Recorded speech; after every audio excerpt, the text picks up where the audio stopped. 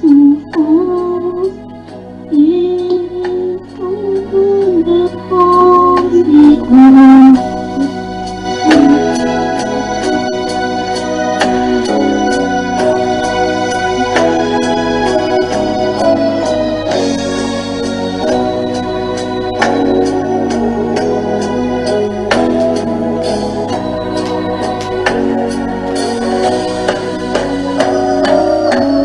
Plus près de toi, Seigneur,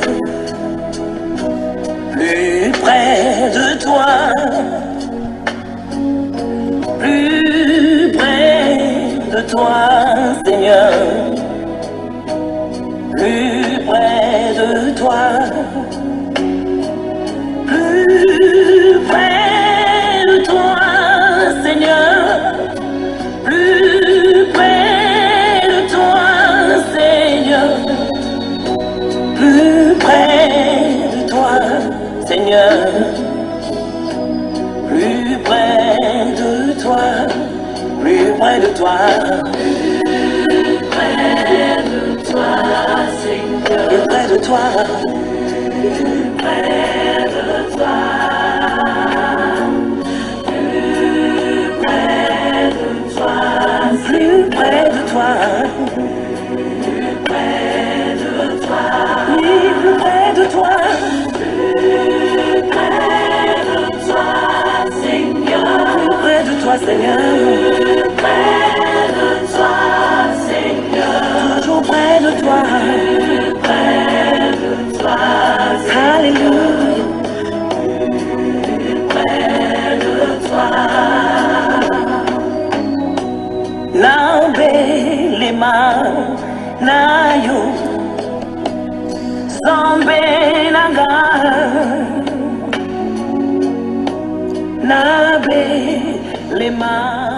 Lorsque les ondes de la vie se déferlent sur nous comme par fâcherie des tsunamis dans nos vies, nous sommes toujours plus près de lui. Le Seigneur est toujours plus près de nous.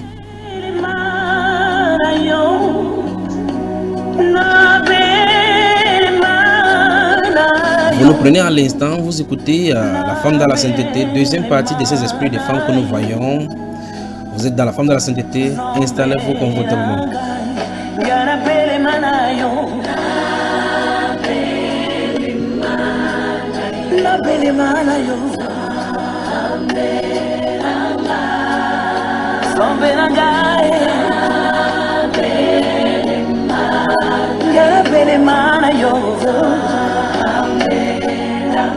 Dans ce studio, l'équipe n'a pas changé du tout, mais de l'autre côté des appels, l'équipe a forcément changé avec des ajouts, avec des nouvelles venues. Nous disons bonsoir à tous celles-là qui venaient de se connecter pour cette deuxième partie. La sœur Myriam Mabougou, la sœur Messi Batra, la sœur Christine Espérance. Que Dieu vous bénisse. Que Dieu vous bénisse.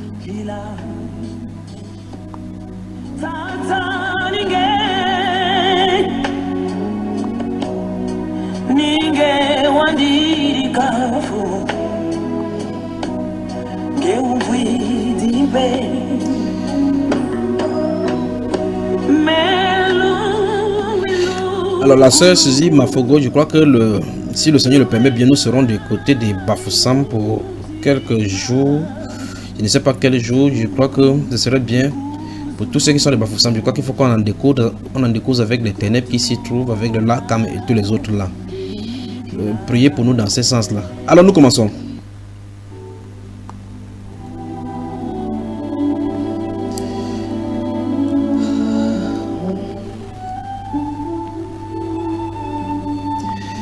Ce générique annonce La Femme dans la Sainteté. Nous amorçons la deuxième partie sans plus tarder maintenant.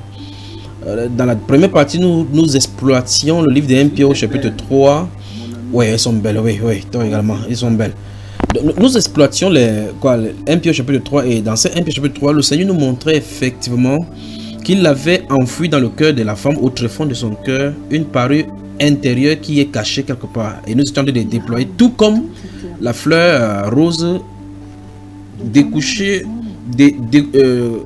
cachée et tourner tout autour d'une boule dont la beauté de la fleur détachée une à une parvient à redécouvrir et à nous permettre de découvrir ce qui s'y cache dedans. De la même façon, la femme enveloppée par sa chair tente de donner satisfaction au niveau de la chair sans s'attarder à l'intérieur. Mais ce soir, le Saint-Esprit fait que nous comprenions, n'est-ce pas, la sœur Suzanne Solange Cana, qu'à l'intérieur de chacune de vous se trouve enfouie la vraie partie de la personne que Dieu a donné de attendre. C'est pour ça que sans plus tarder, je nous invite encore à reprendre ces 1 Pierre chapitre 3. Nous lisions avant d'aller dans la deuxième partie, enfin, dans le deuxième verset que nous avions pris donc, à la fin de la première partie, avant que la connexion ne nous fait défaut. Donc nous allons lire le livre de 1 Pierre pour encore le décor avant d'aller au niveau de 1 Samuel chapitre 1 dont le Saint-Esprit nous y avait conduit. 1 Pierre chapitre 3 une fois de plus. Merci la sœur Grâce dans ce studio également, merci. Merci de baisser afin que nous puissions bien saisir ce qu'il en est là-bas. 1 Pierre chapitre 3 une fois de plus. Avant d'aller rapidement au niveau de 1 Samuel chapitre 1. Je lis rapidement parce qu'on va y revenir dans ce 1 Pierre qui nous sert des textes de base ce soir pour les esprits de femmes et ce que le Seigneur veut. Alors il est dit dans ce verset 3, ayez non cette parure extérieure. J'espère bien que tous celles qui avaient été déconnectées essaient d'aider chacune de celles qui est à l'extérieur de se connecter. Ayez non cette parure extérieure qui consiste dans les cheveux tressés, les ornements d'or ou les habits qu'on revêt, mais la parure intérieure est cachée dans le cœur, la pureté incorruptible d'un esprit doux et paisible. Et puis la Bible de conclure qui est d'un grand prix devant Dieu. Puis le verset 5, ainsi séparaient autrefois les saintes femmes qui espéraient en Dieu soumises à leur mari. Et la Bible déclare clairement là-bas à la fin de ce passage que une femme qui n'a pas de parure intérieure cachée révélée, elle va monter, elle va descendre, elle sera une bombe à la maison. Tchakala au carrefour et une désordonnée dans la vie. Donc la parure intérieure cachée révélée et manifestée pour la gloire de Dieu dans la vie d'une femme sera donc une femme soumise. Nous allons y revenir de plus près par rapport au comportement de la femme qui craint Dieu, cette femme de Proverbes chapitre 31. Maintenant nous faisons toujours un bond maintenant dans le livre de 1 Samuel chapitre 1. 1 Samuel chapitre 1, allons-y maintenant.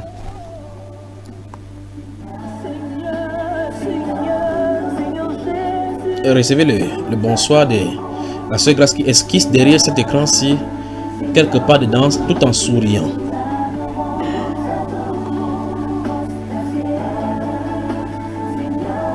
Quelle femme. 1 Samuel chapitre 1. 1 Samuel chapitre 1, il est dit à partir du verset 1. Il y avait un homme de Ramathaim Tzorhim, de la montagne d'Ephraïm, nommé Elkana, fils de Jéroham, fils d'Elihu, fils de Tohu, fils de Tsou, Éphrathien. Il avait deux femmes, dont l'une s'appelait Anne et l'autre Pénina. Pénina avait des enfants, mais Anne n'en avait point. Chaque année, cet homme montait de sa ville à Silo pour se prosterner devant l'Éternel des armées et pour lui offrir des sacrifices. Là se trouvaient les deux fils d'Élie. Ophni et Phiné, sacrificateurs de l'Éternel. Le jour où Elkana offrait son sacrifice, il donnait des portions à Pénina sa femme et à tous les fils et à toutes les filles qu'il avait d'elle. Mais il donnait à Anne une portion double, car il aimait Anne, que l'Éternel avait rendu stérile. Anne, que l'Éternel avait rendu stérile. Parlant de Anne, il y a une autre Anne ici dont le sommet en vouloir emporter. Sa rivale lui prodiguait des mortifications pour la porter à s'irriter de ce que l'Éternel l'avait rendu stérile. Écoutez bien ceci. Sa rivale lui prodiguait des mortifications pour la porter à s'irriter de ce que l'Éternel l'avait rendu stérile. Et toutes les années, il en était ainsi. Chaque fois qu'Anne montait à la maison de l'Éternel, Pénina la mortifiait de la même manière. Alors elle pleurait et ne mangeait point. Elkana, son mari, lui disait: Anne, pourquoi plais-tu et ne manges-tu pas? Pourquoi ton cœur est-il attristé? Est-ce que je ne vaux pas pour toi mieux que 10 fils? Anne se leva, après que l'on eut mangé et bu à Silo. Le sacrificateur Élie était assis sur un siège près de l'un des poteaux du temple de l'Éternel. Écoutez bien cela. Et l'amertume dans l'âme, elle pria l'Éternel et versa des pleurs. Elle fit un vœu en disant, Éternel des armées, si tu daignes regarder l'affliction de ta servante, si tu te souviens de moi et n'oublie point ta servante, et si tu donnes à ta servante un enfant mâle, je le consacrerai à l'Éternel pour tous les jours de sa vie, et le rasoir ne passera point sur sa tête. Comme elle restait longtemps en prière devant l'Éternel, il y observa sa bouche. Anne parlait, écoutez bien cela, j'aime ça. Anne parlait dans son cœur. Oh, parler de prière par l'esprit. Anne parlait dans son cœur et ne faisait que remuer les lèvres, mais on n'entendait point sa voix. Ah, je commence à me sentir bien là maintenant. La femme dans la sainteté, bonsoir. Vous êtes là? Voilà. Bonsoir, Frère Junior. Bonsoir, Frère Junior. Oui, que Dieu bénisse. Ça, c'est la sœur Hélène. Ça, c'est la voix de la sœur Hélène. Je vais entendre là. Félicitations à Nati pour son baccalauréat. Maintenant, elle vient dans l'univers où tous les déchets du monde s'y trouvent. Maintenant, la Bible déclare, verset 12, encore une fois de plus, dans 5 Samuel chapitre 2, 1, il dit, comme elle restait longtemps en prière devant l'Éternel, Élie observa sa bouche. Anne parlait dans son cœur. Gardez-vous à l'esprit. Anne parlait dans son cœur. Il ne faisait que remuer les lèvres. Puisque quelqu'un saisit ici, c'est même pas là où je partais. Je suis en train d'insister sur cette lecture là pour que vous saisissiez quelque chose vous vienne. Anne parlait dans son cœur et ne faisait que remuer les lèvres. Waouh! Mais on n'entendait point sa voix. Écoutez bien cela. Et Élie pensait qu'elle était ivre. Élie pensait qu'elle était ivre. Et il lui dit, jusqu'à quand seras-tu dans l'ivresse? Fais passer ton vin. C'est-à-dire qu'il faut abandonner l'alcool. Écoutez bien, c'est la réponse de Anne qui va nous permettre de développer et continuer ce soir dans cette direction. Anne répondit, non, mon Seigneur. Ah, je me sens bien. Écoutez, dans le livre de 1 Pierre, il est dit, ainsi séparées autrefois les saintes femmes comme Sarah. Regardez-vous à l'esprit qu'on n'a pas dit la sainte femme Sarah, parce qu'elle n'est pas seule dans ces cas-là. On a dit les saintes femmes, on a seulement pris l'exemple de Sarah. Voici l'une des femmes dans les Saintes Écritures dont nous allons le voir ce soir. Et nous allons voir dans cette parure intérieure et cachée. Malgré que c'est caché, vous voyez effectivement comment sa épouse attaque sa chair pour la pousser, comme le Sainte Écriture dit ici, à s'irriter de ce que l'Éternel avait rendu stérile. Mais quelle est la réponse? Qu'est-ce qu'elle fait? Elle n'a pas d'enfant. La famille la persécute, les beaux familles, la belle famille la persécute. Elle ne court pas chez le marabout. Que non, elle va vers l'auteur de celui qui donne la vie et la donne en abondance. Elle ne va pas vers le conseiller, elle ne va pas faire in vitro. Non, non, non, non, non. Elle ne descend pas en Égypte. Elle va devant l'Éternel. Et la Bible déclare chaque année c'était ainsi. Donc elle va cette année-ci, Dieu ne répond pas, ça n'a pas empêché qu'elle y va encore. La prière avec consistance et insistance. Écoutez bien, vous y êtes. Verset 15 encore là maintenant. Anne répondit, non, mon Seigneur, je suis une femme qui souffre en son cœur. Et je n'ai bu ni vin, ni boisson enivrante. Mais je répands mon âme devant l'Éternel. Écoutez bien. Ne prends pas ta servante pour une femme pervertie. Je veux que vous souligniez cette phrase-là, du verset 16. Ne prends pas ta servante pour une femme pervertie. La sainte femme, donc, comme vous avez souligné, Père, que ton nom seul soit glorifié. Et puis tu viens, Père, faire entrer cela dans cette femme ce soir. Et pour tous ceux-là qui écoutent cette voix. Cette femme, Anne, la sainte, la mère du grand prophète Samuel, dit ici qu'une femme qui boit le vin et des boissons enivrantes est considérée comme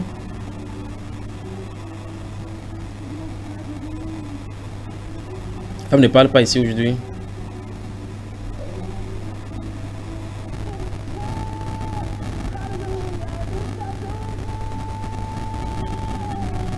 La femme dans la sainteté, bonsoir.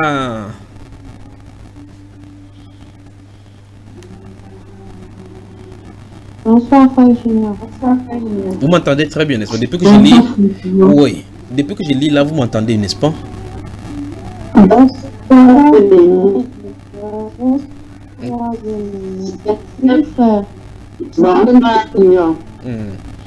Bon, Anne, votre mère a dit ici que la définition d'une femme pervertie, l'exemple de femme pervertie, c'est les femmes qui font quel genre d'action?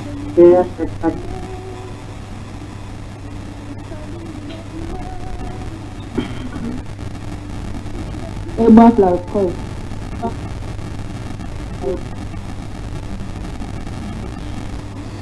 Donc, une femme qui boit l'alcool est une femme.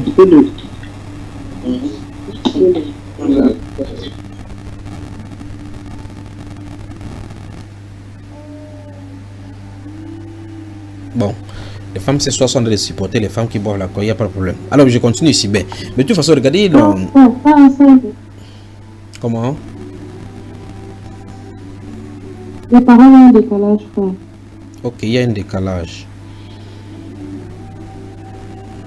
Ok, répondez-moi donc. Anne dit que les femmes qui boivent l'alcool sont comment? Perverties. Voilà. Remarquez la douleur de cette femme Anne dans son âme et la façon dont elle souffrait. Regardez la constante dans la prière et regardez également la façon dont elle s'adresse à ces sacrificateurs-là qui a dû confondre parce qu'il n'a pas su ce que s'est passé dans le cœur de cette femme-ci. Seul le Saint-Esprit savait. C'est le Saint-Esprit qui nous dévoile en même temps ce qui s'est passé à l'intérieur d'elle et à l'extérieur et le comportement du sacrificateur. Cette femme-ci ne s'est pas tournée vers le sacrificateur en le regardant avec dédain en disant que ne fais pas qu'il te dise les 4 vérités. Il ne faut pas que ma tête défaisse ma colère sur toi. Elle a répondu non mon Seigneur. Pourtant c'est une femme qui souffre. Elle a tout pour péter le câble. Elle a tout pour péter les plombs. Parce qu'à la maison, on ne la laisse pas vivre en paix. Des pressions par-ci, des pressions par-là. Quand elle voit les enfants chaque fois, et la Bible déclare, Pénine avait des fils et des filles. Elle en avait pointe. Et on dit, c'est l'Éternel qui l'avait rendue stérile.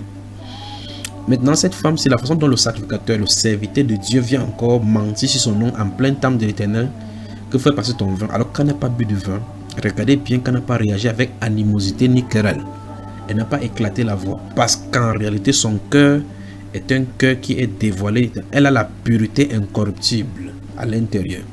Elle n'est pas rentrée commencer à voir les hommes quelque part en disant que non, mieux comme Dieu m'a rendu stérile, mieux fait de ma vie ce qu'il veut. Elle était soumise toujours à son mari. Et puis ici, la Bible nous révèle le caractère, la façon dont elle s'adresse. La façon dont elle s'adresse au sacrificateur montre le respect et la paix dans laquelle son cœur se trouvait malgré le trouble et le manque d'enfants. Anne donc est un type, le cœur de Anne, malgré les souffrances qu'elle subissait, malgré les troubles dans son âme, est un type de cœur de l'exemple dont la Bible est en train de vous présenter dans le livre des 1 Pierre au chapitre 3.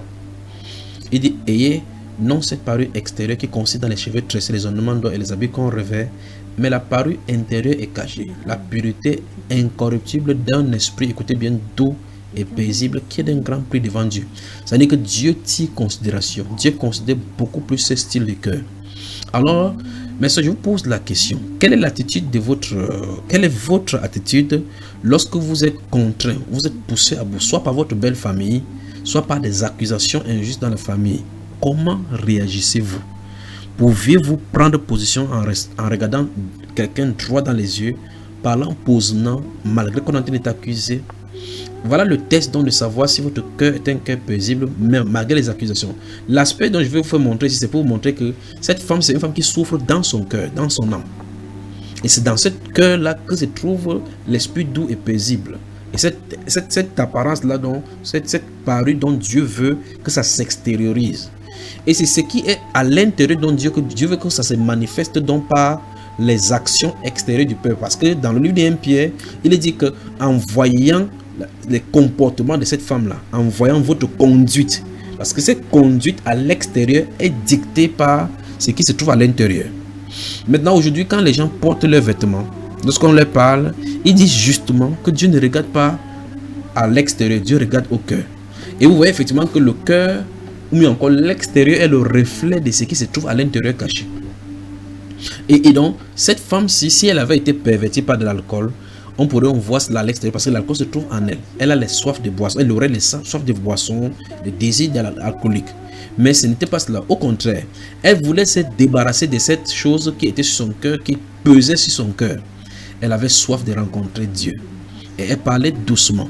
La preuve, c'est que malgré que Dieu l'ait rendu stérile, malgré que Pénine l'a mortifié, malgré que son mari ne puisse pas lui donner l'enfant, malgré qu'on pouvait avoir des regards, et quand vous êtes dans cette situation-ci, quand vous passez n'importe où, même quand les 3 personnes vous regardent, vous avez comme l'impression qu'on a de parler de votre situation. Vous avez comme l'impression qu'on a de dire que dans son couple, ça ne va pas. Vous entendez votre couple, le problème de votre couple partout, même par geste.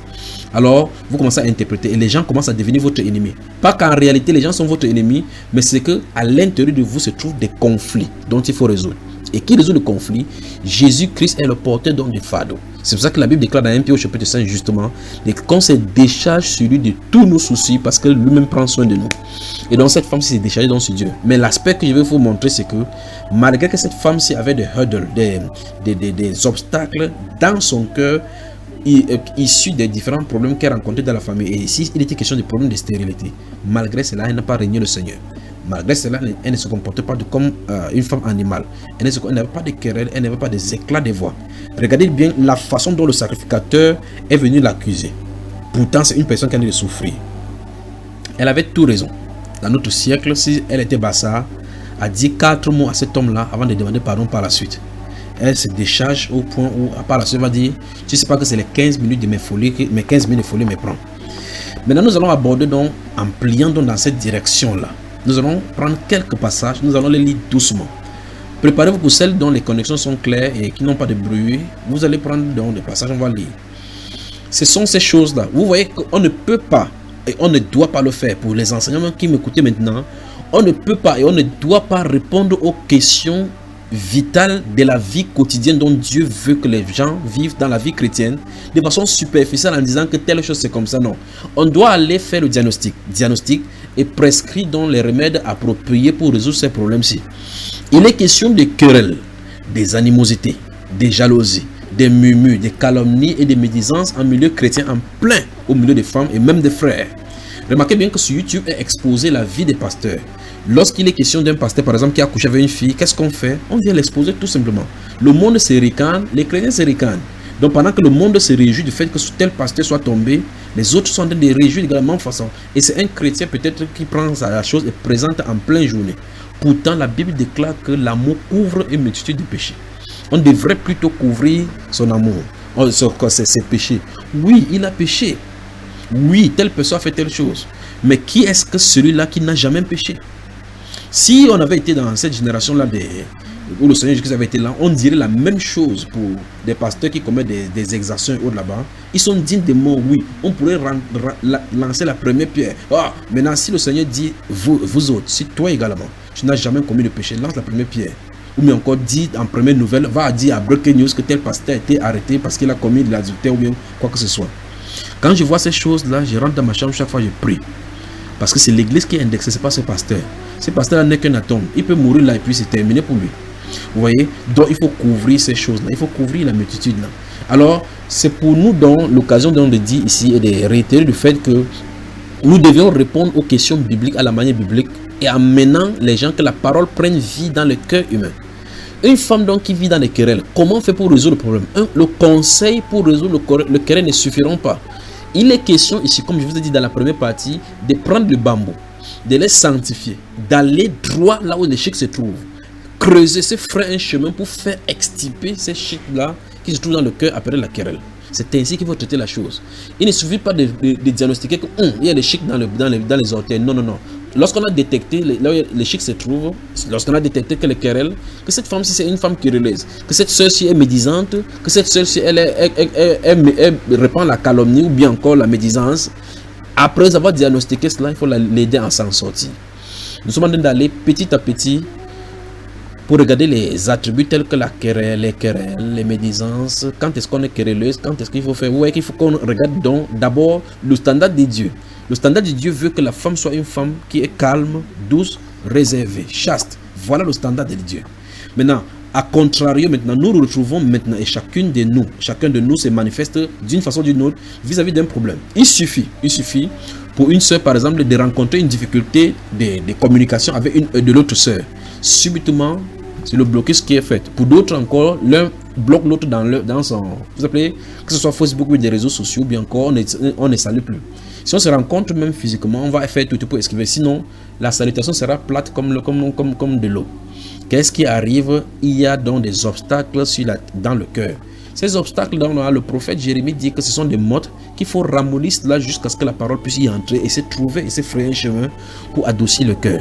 Cette femme-ci, Anne, avait tout elle avait le cœur justement endurci, enfin, le cœur en motte et qu'il fallait écraser devant le Seigneur, dans la présence du Seigneur. C'est donc ce qu'elle faisait en parlant dans son cœur, la prière par l'esprit, jusqu'à ce que son âme, la parole traverse le voile de son âme pour trouver la satisfaction et la paix que donne le Seigneur. Alors, lorsque vous êtes irrité par votre frère, par votre soeur, ou bien n'importe quoi vous touche, mes soeurs, comment réagissez-vous? Braquerez-vous votre corps en disant que telle soeur, je ne me trouve pas bien avec elle, je ne suis pas, c'est pas mon atome crochu, je ne me sens pas à l'aise, et c'est ainsi dont les femmes. Les femmes dont, les femmes créent des querelles. Les femmes ont des querelles. Pas que normalement elles veulent créer, mais parce que les obstacles se trouvent à l'intérieur du cœur, comme dit la Bible. Cette parure-là doit être brisée et on va prendre le bambou, on va y entrer doucement jusqu'à ce qu'on extirpe. Vous m'entendez, les sœurs? Amen, frère. Commençons donc par parce que mon grand frère a dit dans le livre des 2 rois, enfin pas 2 rois, 2 Corinthiens au chapitre 12. Oui, c'est ça. 2 Corinthiens au chapitre 12. Je crois qu'il va falloir que la sœur Anne lise, comme ça elle ne dormira pas. Le verset 20 du chapitre 12 des 2 Corinthiens. On va commencer par là.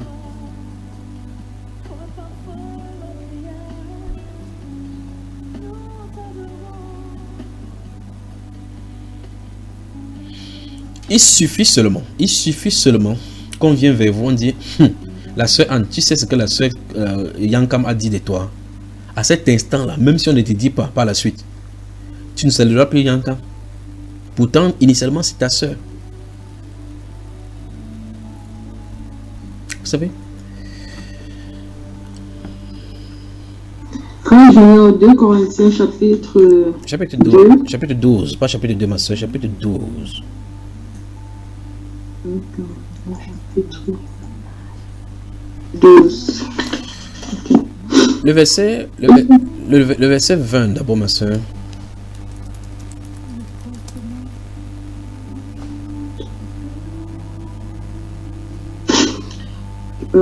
Car je crains de ne pas vous trouver à mon arrivée tel que je voudrais et d'être moi-même trouvé par vous, tel que vous ne voudriez pas.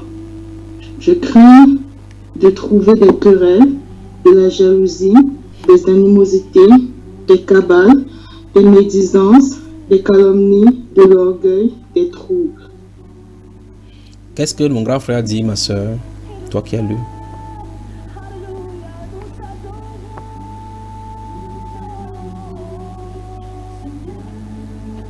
Enfin, il craint de ne pas nous trouver à son arrivée. Donc, selon moi, je me dis qu'il craint de nous trouver impurs, de ne pas nous trouver avec un cœur. Comment dire? Dis ce que tu as dit et ce qu'il a dit, tout simplement. Tu vas savoir dire.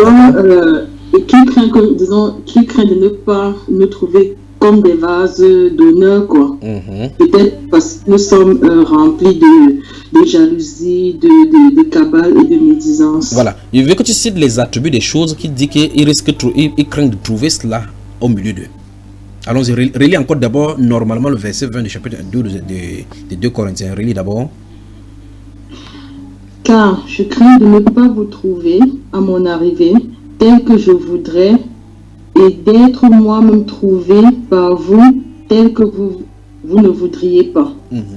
Je crains de trouver des querelles, de la jalousie, des animosités, des cabales, des médisances, des calomnies, de l'orgueil, des troubles. Voilà, donc dans cet attribut-là, nous voyons en même temps calomnie, querelle, trouble, médisance. Donc tout est là-dedans. Ça veut dire clairement que la querelle, la médisance, la calomnie, c'est des choses différentes. Ce sont des choses différentes, pas vrai? Mais lorsque le Saint-Esprit, au travers de Paul l'apôtre, dit ici que je crains de trouver ça parmi vous, ça suppose qu'il ne s'attend pas à ce que ça se trouve au milieu d'elle, n'est-ce pas? Au milieu de ce peuple saint-ci. Voilà. La question c'est, comment c'est fait pour se retrouver là-bas?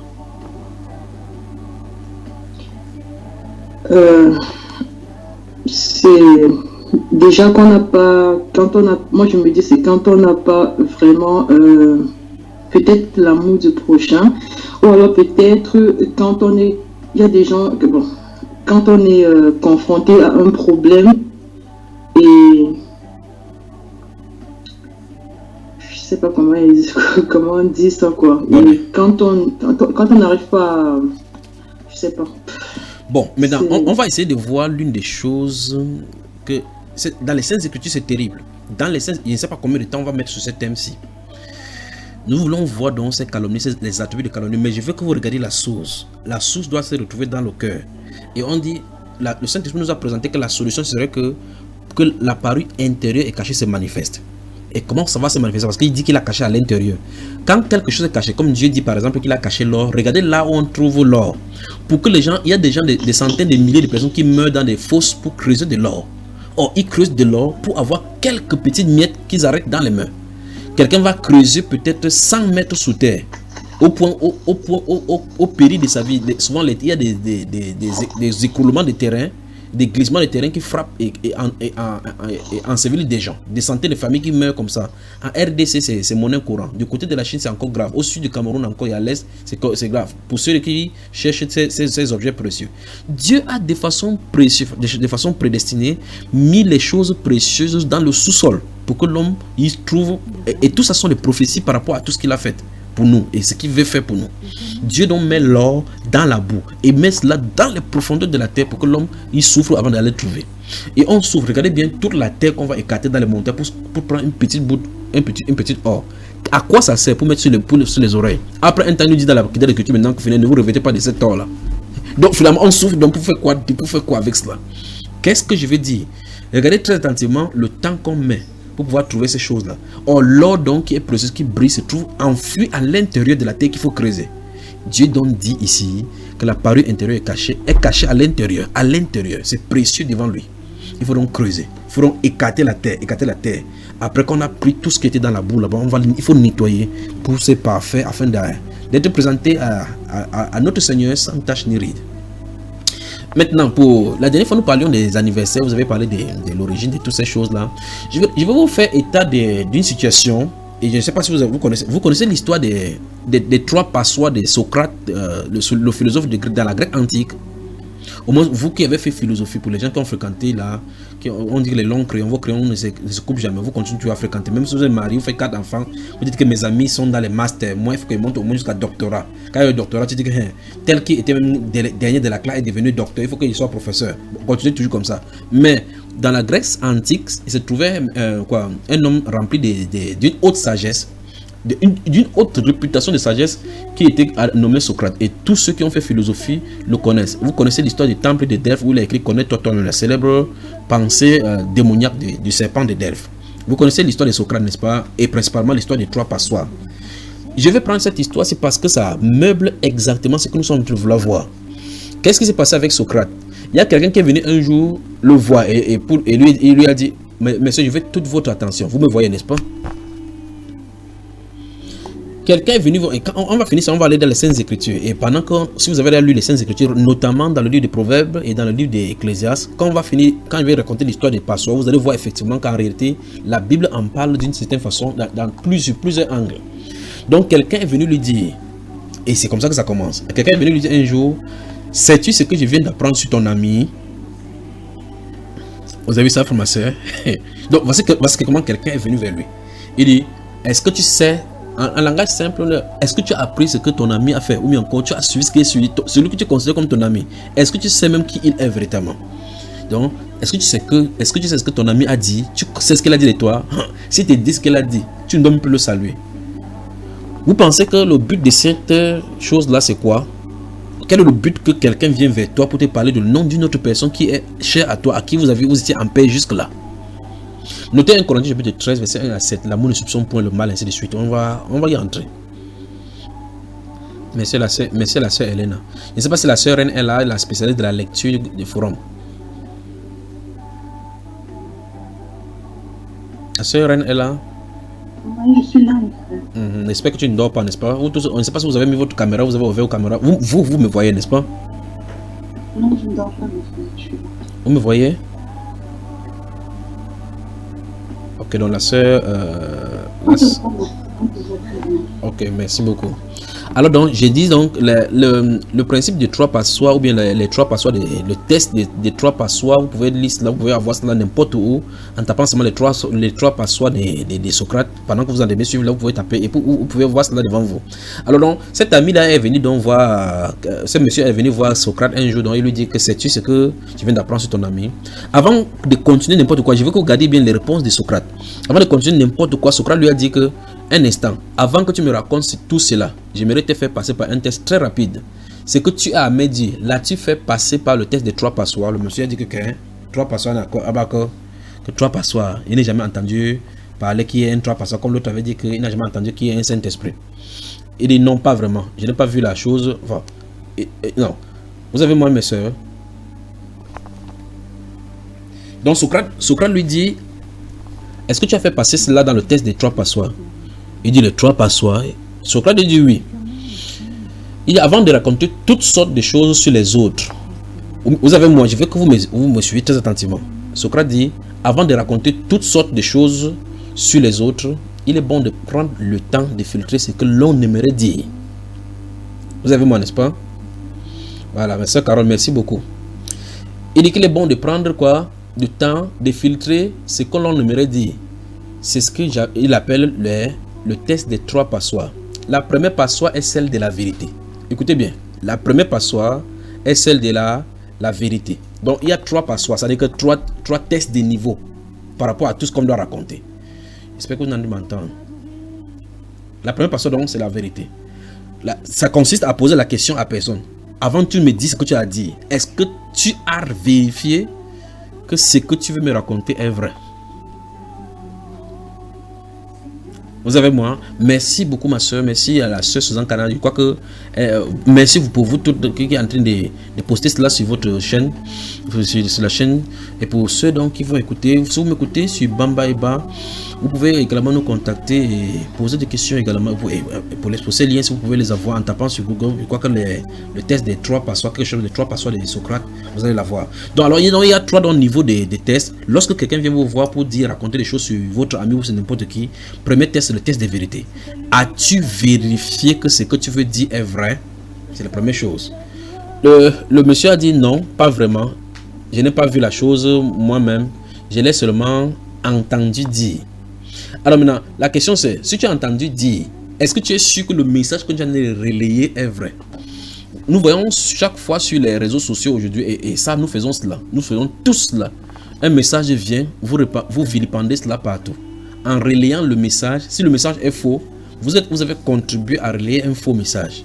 Donc il faut tester pour voir si le message est fiable avant de transférer. C'est ce qu'on fait dans l'investigation. Alors donc, le premier test, le premier passoire ou bien la première passoire consiste à poser la question de savoir si ce que tu veux dire est vrai. C'est-à-dire que as-tu vérifié que ce que tu veux dire est vrai? Le monsieur a dit oh non, j'ai pas vu cela de cette façon. J'ai seulement entendu dire, j'ai ouï dire. Pourtant, on peut montrer toutes sortes de choses. Le moment viendra, je ne sais pas si savez-vous qui veut travailler, cela veut travailler sur la modification, enfin pas modification, la manipulation de la masse par les médias. Et on va définir le terme média pour montrer effectivement qu'il s'agit de Jésus-Christ qu'on est en train de modifier. Donc nous allons y revenir dans un autre ensemble, je ne sais pas si ici ou bien n'importe où, pour voir effectivement que ce qu'on dit là sur les médias, et au fur et à mesure, les styles des médias sont en train de passer. Et regardez comment en Europe ça s'est passé avec les différentes choses des gilets jaunes, quand ils se donnent les rassemblements par les réseaux sociaux. Regardez en Algérie, regardez presque les gouvernements tombent par des réseaux sociaux, les réseaux sociaux. Il suffit d'un petit message sur les réseaux sociaux et ça va viral. Vous êtes avec moi? Donc quand Socrate demandait à celui-là, as-tu vérifié ce que tu veux me raconter est vrai? Le monsieur a dit que non, il n'a pas vu la chose lui-même, mais il n'est pas témoin, mais il est seulement quelqu'un qui est censé véhiculer, donc il a seulement entendu dire. Socrate lui a dit très bien, tu ne sais pas donc si c'est la vérité. Voyons maintenant, essayons de filtrer autrement. Il passe maintenant au deuxième challenge en utilisant une deuxième passoire, celle de la bonté. Il dit, ce que tu veux m'apprendre sur mon ami, est-ce quelque chose de bien? Est-ce que c'est quelque chose de bien? Pas vrai, mes soeurs? Le gars lui a dit que, ah non, au contraire, j'ai entendu dire que ton ami avait très mal agi. Hein? Que si tu te dis ça là maintenant, tu vas voir, tu vas faire tchai, comme les Ivoiriens disent là. Le Socrate a continué en disant, donc, tu veux me raconter des mauvaises choses sur lui et tu n'es pas sûr si elles sont vraies. Il dit, ce n'est pas très prometteur, mais tu peux encore passer le test car il reste une passoire, celle de l'utilité.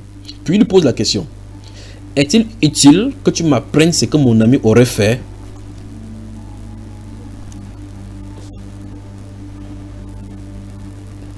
Femme de la sainteté, bonsoir.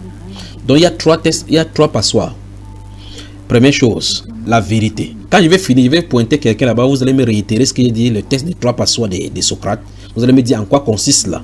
Et on va donc appliquer cela dans vos vies pour bloquer toute tentative de velléité, de calomnie, de médisance. Donc Socrate a dit, donc ce que tu veux raconter, tu ne sais même pas, tu n'es pas sûr si c'est vrai, mais tu peux encore continuer le test de bonté. Il dit, mais est-ce que c'est bon, ce que tu veux me raconter sur lui, c'est bon? Il dit, bon, hein, il a tellement mal agi même. Socrate a encore continué, il a dit, ok, ce que tu veux me raconter là est de mauvaises, donc ce que tu veux raconter, c'est des choses mauvaises que tu veux raconter sur mon ami. Mais tu ne peux pas, tu n'es pas sûr si c'est vrai, donc ce n'est pas prometteur. Il dit, mais tu peux encore passer le test, car il reste une passoire, celle de l'utilité. Est-il utile que tu m'apprennes ce que mon ami aurait fait? Il dit utile? Non, pas réellement. Je ne crois pas que ce soit utile. Alors, qu'est-ce que Socrate a dit? Socrate a dit, si ce que tu as à me raconter n'est ni vrai, ni bien, ni utile, pourquoi vouloir me le dire? Je ne veux rien savoir de ton côté. Tu ferais mieux d'oublier tout cela. Ça, c'est ainsi parle Socrate. La femme de la sainteté, bonsoir. Bonsoir, Julien. Bonsoir, frère Julien. Voilà. Vous avez suivi comment on a glissé dans l'étude grecque des sources de calomnie et de médisance, n'est-ce pas? Bon, maintenant ça, c'est la Grèce antique qui a dit cela. C'est vrai ou c'est pas vrai? Comme pour le cas de l'anniversaire. C'est vrai ou c'est pas vrai?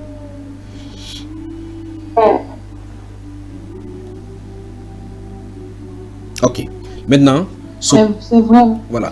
Voilà. Écoutez encore une fois plus la conclusion de Socrate. Il dit que si c'est que tu as à me raconter. Nous sommes venus parler de Socrate. Enfin, la dernière fois, là, vous posiez la question sur les querelles, les calomnies, ainsi de suite. Comment faire? Il faut qu'on regarde d'abord la source. On a vu que la source dans le cœur. Et puis ça se déploie et ça se développe.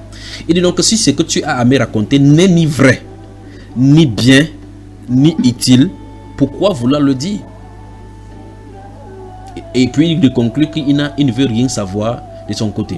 Vous voyez, pour garder l'intégrité avec son frère, ou encore avec son ami, qui ne voudrait pas entendre des choses sales le concernant, il vite, il coupe court pour ne pas entendre.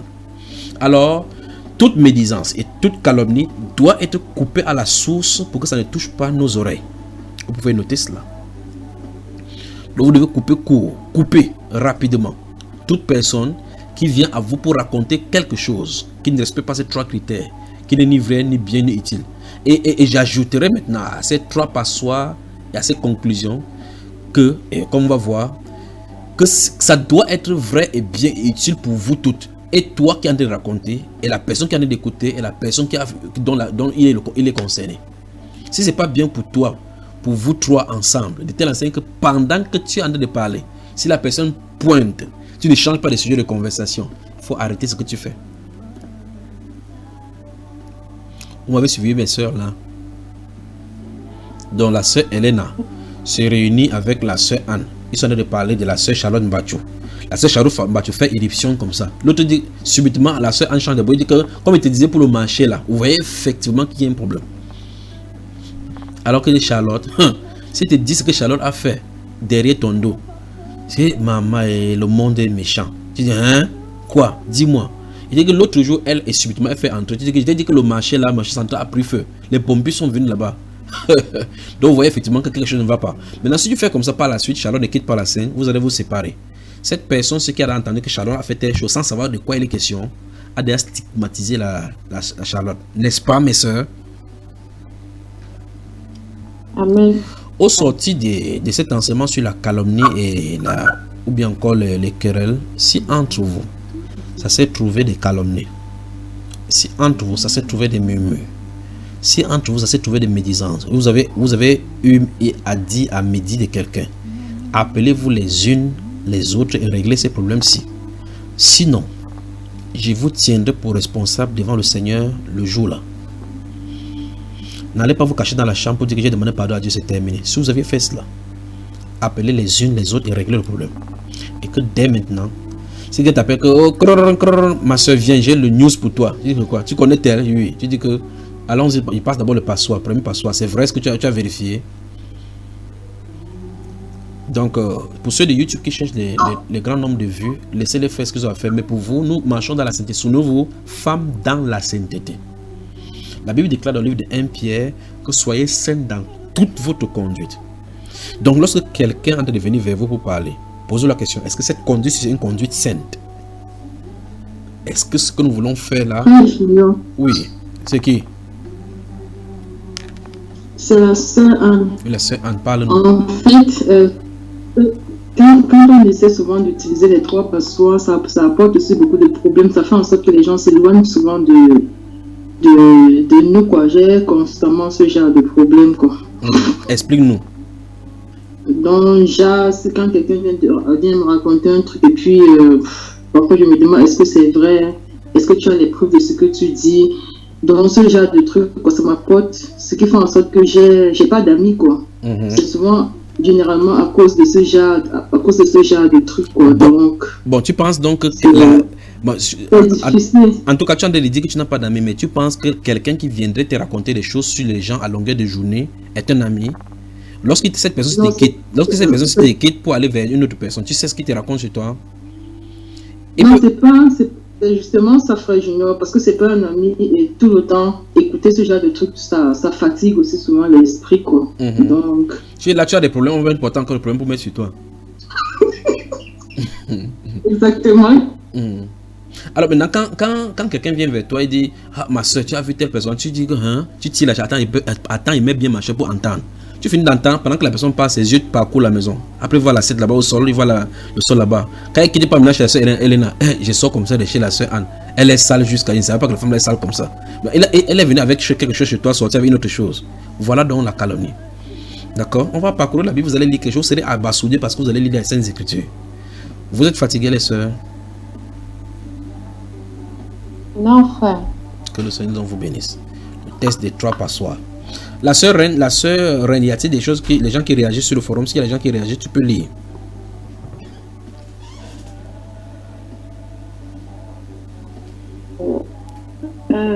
Suite à l'intervention de la sœur Anne, il y a la sœur Elena qui dit « Nous sommes beaucoup tombés dans le péché avec l'adage « j'ai les muses ».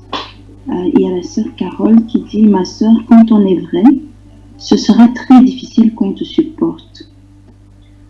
Amen. Quand tu es direct, tu attires les mouches et les abeilles. » Voilà, pour l'instant. Voilà. Tite chapitre 3.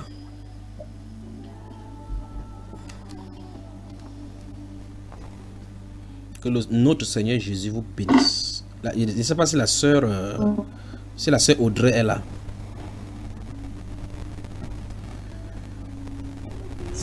Junior. Oui. Who is that? J'ai une question. Est-ce que c'est possible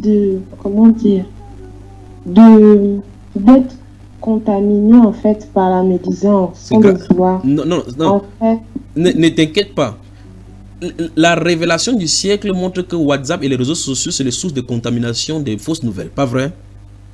oui, mais en fait, je veux dire de prendre part à la médisance, mais de façon passive, en fait. Que ce soit passif, c'est quand même coupable, quand même, de toutes les façons.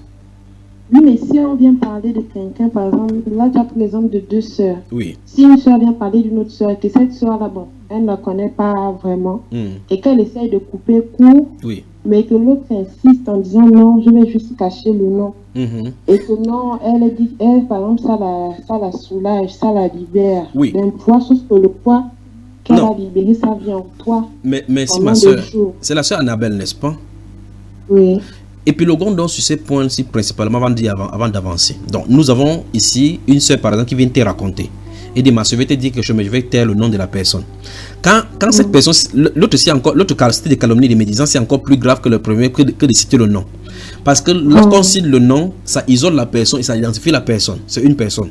Lorsqu'on ne cite pas le nom, ça met tout le monde dans le panier. Ça veut dire que s'il y a 20 sœurs, quand cette personne va voir les 20, ça va dire ça peut être telle personne, ça peut être telle personne, ça peut être telle personne. Donc, au lieu que tous les 20 sœurs souffrent, mieux elle seule elle souffre. Tu comprends, ma soeur? Tu n'es pas le porteur de fardeau. C'est Jésus qui est le porteur de fardeau. Elle dit, je vais dire ça pour me soulager. Non. Tu lui dis, pour t'aider et pour aider cette soeur-là, va déverser sa valeur au Seigneur Jésus. Parce que la Bible déclare qu'on se décharge sur lui de tous les soucis. D'accord? Maintenant, de l'autre côté, lorsque quelqu'un vient vers vous, écoutez bien très attentivement pour parler de quelqu'un, d'une autre personne extérieure, que ce soit extérieure à vous, que ce soit même une personne que vous ne connaissez pas. Parce que la calomnie n'est pas seulement entre vous et entre les gens qui se connaissent. Maintenant, si quelqu'un vient à vous, supposez maintenant que quelqu'un vient dire que toi, la soeur un tel, il y a un tel qui a fait comme ça, tu dis stop. La Bible déclare que si quelqu'un voit son frère commettre un péché qui ne mène point à la mort, que la personne prie. Il n'est pas dit qu'on relaie. Il n'est pas dit cela. La Bible déclare que si vous voyez que quelqu'un commet un péché qui ne mène point à la mort, il faut prier. Alors maintenant, voici les bases bibliques pour couper court, et non seulement couper court, vous aiderez et cette personne qui est en train de vouloir, parce que cette personne est channel, est canalisée par Satan. Écoutez bien cela, est canalisée par Satan pour commettre, parce que cette action, l'action de la calomnie, des querelles, ce sont des actions démoniaques. C'est les manifestations démoniaques. Ce sont des filets, des restes de filets de tendances démoniaques qui se manifestent. Parce que Satan utilise cela pour envoyer les flèches sur le cœur et détruire les vies. Et par conséquent, il faut détruire cela à la source. Que faut-il faire? Lorsque quelqu'un vient à vous maintenant en disant que la soeur un tel a fait telle chose, coupez court, vous mettez à genoux. Tu dis ma soeur, ce qu'on va faire, c'est qu'il faut. Et ceci, j'ai arrêté encore ce que je l'ai dit. Vous aidez la personne qui vient pour vous calomnier, et vous aidez la personne qu'on est en train de calomnier ou de médire d'elle. Qu'est-ce qu'il faut? Tu dis ma soeur, la Bible nous dit de prier pour elle. Prions et laissons tout entre les mains du Seigneur. Vous soumettez cette personne entre les mains du Seigneur. Pendant que vous allez le soumettre, vous donnez ainsi l'enseignement à cette personne-ci que la prochaine fois qu'elle va voir quelqu'un dans cette erreur-là ou bien dans ce péché, ce n'est pas d'aller répandre et reproduire cela, c'est de prier pour la personne. Donc chaque fois, gardez-vous à l'esprit que si quelqu'un vient vous raconter une histoire d'une personne, dites non, stop, prions pour cette personne. Prions pour cette personne. Lorsque vous faites cela, Dieu ajoute des bénédictions sur votre vie. Or, lorsque vous continuez à les relayer, je prends un exemple simple, tout simplement un exemple simple. Imaginez par exemple que vous allez dans un supermarché ou bien dans un endroit pour vous promener et puis vous voyez la femme de votre frère ou bien la femme de quelqu'un dans des circonstances difficiles. Vous courez pour aller relayer. Vous pensez que ce que vous allez faire, c'est pour gâter le foyer ou c'est pour arranger ce foyer. Alors voici par exemple la femme que vous connaissez ou bien une femme de vos connaissances que vous avez vue dans des situations difficiles, délicates, et donc peut-être son foyer est en déballotage parce que Satan y est entré. Et elle a d'accomplir les attributs de Satan. Maintenant, toi, voyant cela, tu vas voir Roméo. Tu dis, Roméo, ce que j'ai vu Juliette faire. Maman, les filles Yaoundé. Papa. Tu dis, en tout cas, je n'ai moi rien vu. Je n'ai moi rien dit. Et puis vous partez chez vous. Vous pensez que vous avez fait comment? Quand Juliette va rentrer, qu'est-ce que Roméo va lui dire? Dis-moi avec qui tu étais. Dis-moi ce que tu as fait, pas vrai? Un foyer qui était déjà en ballottage défavorable se trouve maintenant incrusté dans des problèmes. Ça sera fait avec vous et à cause de vous. Donc vous avez été utilisé par Satan pour envenimer encore, pour amener encore de l'essence sur le feu. Quand cette personne-ci voit, et pour le cas d'espèce que je viens de raconter, voit ce genre de femme, ce genre de scénario, qu'est-ce qu'il va faire? Tu vas essayer de protéger non seulement la femme qui vit dans cette situation, parce qu'elle est dans le péché, et aussi son foyer. Aller dire n'est pas la solution. Aller trahir n'est pas la solution. Oh non, il faut qu'elle la mette dehors, c'est une sale femme. Bon, maintenant, je pose la question. À supposer maintenant que pendant que vous l'avez vu là-bas, après quand il vous a vu, elle s'est tournée, elle a demandé pardon à Dieu en disant que ça ne se répétera plus, Seigneur, ça ne se répétera plus. Devant Dieu, elle n'a jamais commis cet acte-là. Savez-vous cela? Vous savez cela, n'est-ce pas? Donc vous savez que si la personne vous voit et que là, subitement, la personne prend conscience, rentre en lui-même et demande au Seigneur de me pardonner parce qu'il a commis adultère. Je ne vais plus le faire. À cet instant-là, vous savez que le Seigneur Dieu du ciel lui a pardonné ses péchés. Bon, entre-temps, vous qui marchez maintenant, vous qui marchez de la maison pour aller relayer cela, vous serez en train de commettre le péché d'adultère à la place de cette femme. Savez-vous cela? Alors, le relayer une information, fût-il vrai, dans le but de nuire, est un péché. Vous suivez cela, n'est-ce pas? Alors, il ne faut pas crier ces zizanées. Qu'est-ce qu'il faut faire? Il faut prier. Écoutez bien, 1 Jean chapitre 5, verset 16. Si quelqu'un voit son frère commettre un péché qui n'est moins pointe à la mort, qu'il prie. Et Dieu accordera la vie. Et donc, si tu pries, Dieu donne la solution. Souvenez-vous que l'amour couvre une multitude de péchés. Vous voyez quelque chose qui arrive. Quand les gens se livrent dans le mal, c'est parce qu'ils sont sous la capture, sous la puissance de Satan. N'aidez pas encore, n'enfoncez pas la personne en l'accusant encore, en la co-accusant devant Dieu. Vous n'aidez pas la personne. Regardez un exemple simple dans le livre. Notez Zacharie chapitre 3. Notez Zacharie chapitre 3. Je vais vous raconter cette histoire et on va y continuer. Regardez le comportement de notre Seigneur Jésus-Christ. Oui. C'est qui? Si c'est la sœur Annabelle. Oui, mais si on dit à la sœur qu'on va prier, oui, et qu'elle se fâche en disant laissons d'abord la veste des chrétiens à côté. Là, on raccroche. Vous raccrochez justement. Non seulement vous raccrochez, vous enlevez la puce pour que même si elle fait n'importe comment, ça ne passe plus. D'accord, ma soeur? Parce qu'on ne peut pas laisser la veste des chrétiens. Mais si la sœur est irritée après, c'est son problème avec le Seigneur. D'accord, ma soeur? La Bible déclare qu'elle ne participe pas au mal. D'accord? On ne doit pas participer au mal. On ne doit pas participer au péché d'autrui. Donc, si elle veut pécher, qu'elle pêche seule. Elle ne pêche pas avec vous. Il ne faut pas chercher les associations. C'est un peu comme on prêche contre les pantalons et les habillements. Une soeur appelle plutôt une autre soeur pour dire que mais tu as compris ce que le frère Junior a dit là, pour savoir si elle est d'accord. Elle cherche quelqu'un avec qui ils vont porter le pantalon ensemble pour aller dans sa direction. Donc n'essayez pas de faire comme ça. Il faut bien manifester ce que Dieu a demandé de manifester. Fais ce que tu as à faire et que même si on fait n'importe... Remarquez bien, quand ils prêchent comme ça, je suis conscient que les prédicateurs prêchent autre chose. Je suis conscient qu'ils prêchent autre chose. Mais c'est leur problème. Qu'ils prêchent comme ça, ils rendront compte à Dieu. Ça fait des années que je prêche ce que je suis en train de prêcher. Et les gens viennent vers moi et disent, frère, quand tu fais comme ça, les gens vont fuir. Il dit, fuis d'où? Il dit, de l'église. Il dit, mais l'église est remplie de pantalons, mon cher. Si elles fuient, c'est leur problème. Et de toute façon, personne ne peut fuir l'église du Seigneur. Si c'est la vérité, elles viendront. Vous voilà aujourd'hui. Alors, ce que je veux dire, c'est que soyez véridique, soyez pragmatique, soyez ferme dans la vérité. Dites la vérité, même si ça choque, mais que ça soit vrai. Ça vaudra la peine parce que souvenez-vous que la personne qui vient vers vous peut être dans des situations difficiles que Satan est en train d'utiliser pour créer des problèmes. Il y a des gens comme ça qui, et la Bible déclare, et on va voir cela dans les Saintes Écritures, qu'elles apprennent à aller de maison en maison, disant ce qu'il ne faut pas dire. C'est pas ce que la Bible déclare. Ça, c'est le Nouveau Testament. Elle dit qu'étant oisive, elle part de maison en maison. Quand elle sort de chez la soeur Karine, elle dit que il m'avait visité maintenant la frère Karine. Avant, quand elle passe dans 4 maisons, elle dit à la 4e maison ce qu'elle a vu dans les 3 premières maisons. Quand elle finit dans cette maison, en passant dans la 5e maison, elle dit ce qu'elle a vu dans la 4e maison, en ajoutant. Alors on a des problèmes. Maman, je ne savais pas que telle soeur mettait encore le rouge à lèvres. On le voit ici comme ça, scène comme ça, là, quand les viennent le voir seulement. Chacun a attaché le foulard, maman. Je comprends pourquoi les sœurs ne veulent pas qu'on vienne, qu'on ne vienne pas chez elle. Mais souvenez-vous de cela. Souvenez-vous, vous avez pris l'engagement de marcher dans la sanctification. Si vous cachez votre pantalon, un dernier pantalon dans le coin là-bas, c'est votre problème. Je vais entrer dans votre penderie. Je vous ai demandé d'aller brûler. Vous devez porter. Quand vous portez, une voix va vous dire que vous ne devriez pas faire ça. Vous allez porter, mettre dehors, porter, mettre dedans, porter, mettre dehors. Un de ces jours, ça va se retrouver quelque part. Alors, ce n'est pas à vous d'aller dire que telle personne porte encore le rouge à lèvres.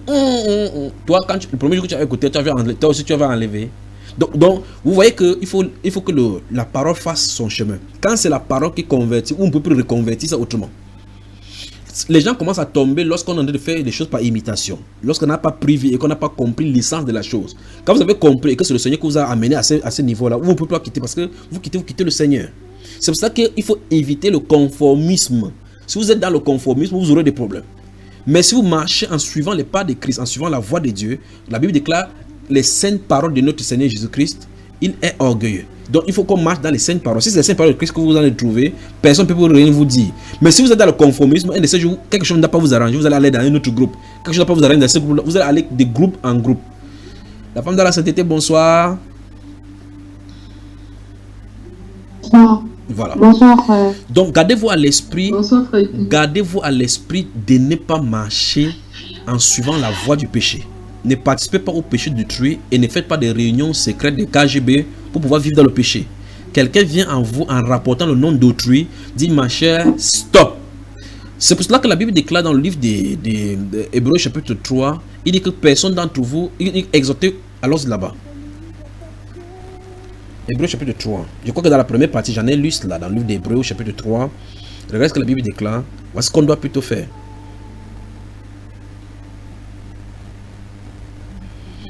Et regardez verset 12, Hébreux chapitre 3, verset 12 et 13, la Bible déclare: prenez garde, frères, que quelqu'un de vous n'ait un cœur mauvais et incrédule au point de se détourner du Dieu vivant. Verset 13, c'est sur le verset 13 que je voulais vous exhorter. Il dit: mais exhortez-vous les uns les autres chaque jour. Gardez-vous à l'esprit chaque jour, aussi longtemps qu'on peut dire aujourd'hui, afin que qu'aucun de vous ne s'endurcisse par la séduction du péché. Donc lorsque vous rencontrez, que ce soit à 1, à 2, à 3, souvenez-vous que chaque fois que vous assemblez en tant qu'enfant du Seigneur, Jésus est parmi. Donc vous imaginez que vous en avez fait le Congo, jusqu'à dire que yes, c'est ça, vrai maman, mamisa. Vous pensez que Jésus, notre Seigneur, participera à ces conciliabules-là? Que non. Alors la Bible déclare ici, verset 13, que lorsqu'on se réunit, et c'est un commandement ici, il dit: exhortez-vous les uns les autres aussi longtemps qu'on peut dire aujourd'hui. Et il dit chaque jour. Donc, dans votre conversation téléphonique, dans votre rencontre, gardez-vous à l'esprit que ce qui sort là, c'est l'exhortation. Et cette exhortation, le Saint-Esprit nous dit ici que en maintenant la flamme de l'exhortation journalière, ça va pousser les gens à ne plus vivre dans le péché. Maintenant, quelqu'un vient seulement pour porter le péché, pour montrer. Où est l'exhortation là-dedans? Vous voyez? Et maintenant, qu'adviendra-t-il lorsque cette personne à qui vous racontez va voir telle personne après vous? Il dit que telle personne m'a dit telle chose de vous. Il dit: ah bon, c'est ce qu'elle a dit. Hein? Je vais aussi dire ça passe. C'est pas parce qu'elle fait comme ça, je cache chaque fois. Vous voyez, on se retrouve là.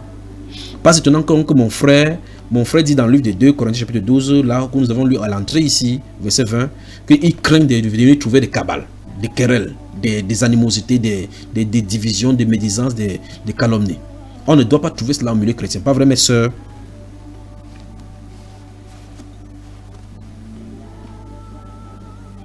C'est calme pas ici, hein? Personne ne veut plus parler.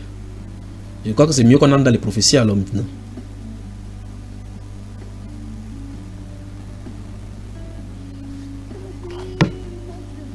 On peut continuer, mes sœurs.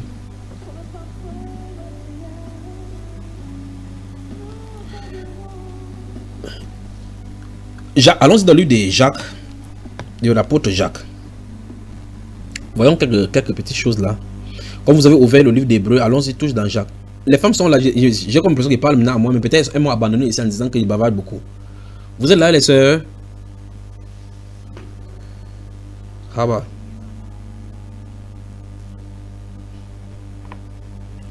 Jacques chapitre 3.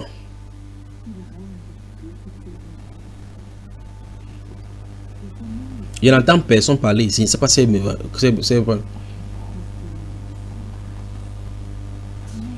au point même où il y a même les forums qu'on a dit que Congossa, un peu de Congossa, viens te dire, il y a même les bars qu'on appelle Congossa. Ça veut dire quand vous allez avoir le fax, c'est là-bas qu'il faut là. Quelqu'un dit que j'ai les A1. Bon. Allons-y. Monsieur, je vais me rassurer que vous m'entendez. Est-ce que quelqu'un m'entend ici? Oui, je parle seul. Je crois que c'est coupé. La seule lance la musique là. On va. Je crois que la prochaine fois, on va continuer. Nous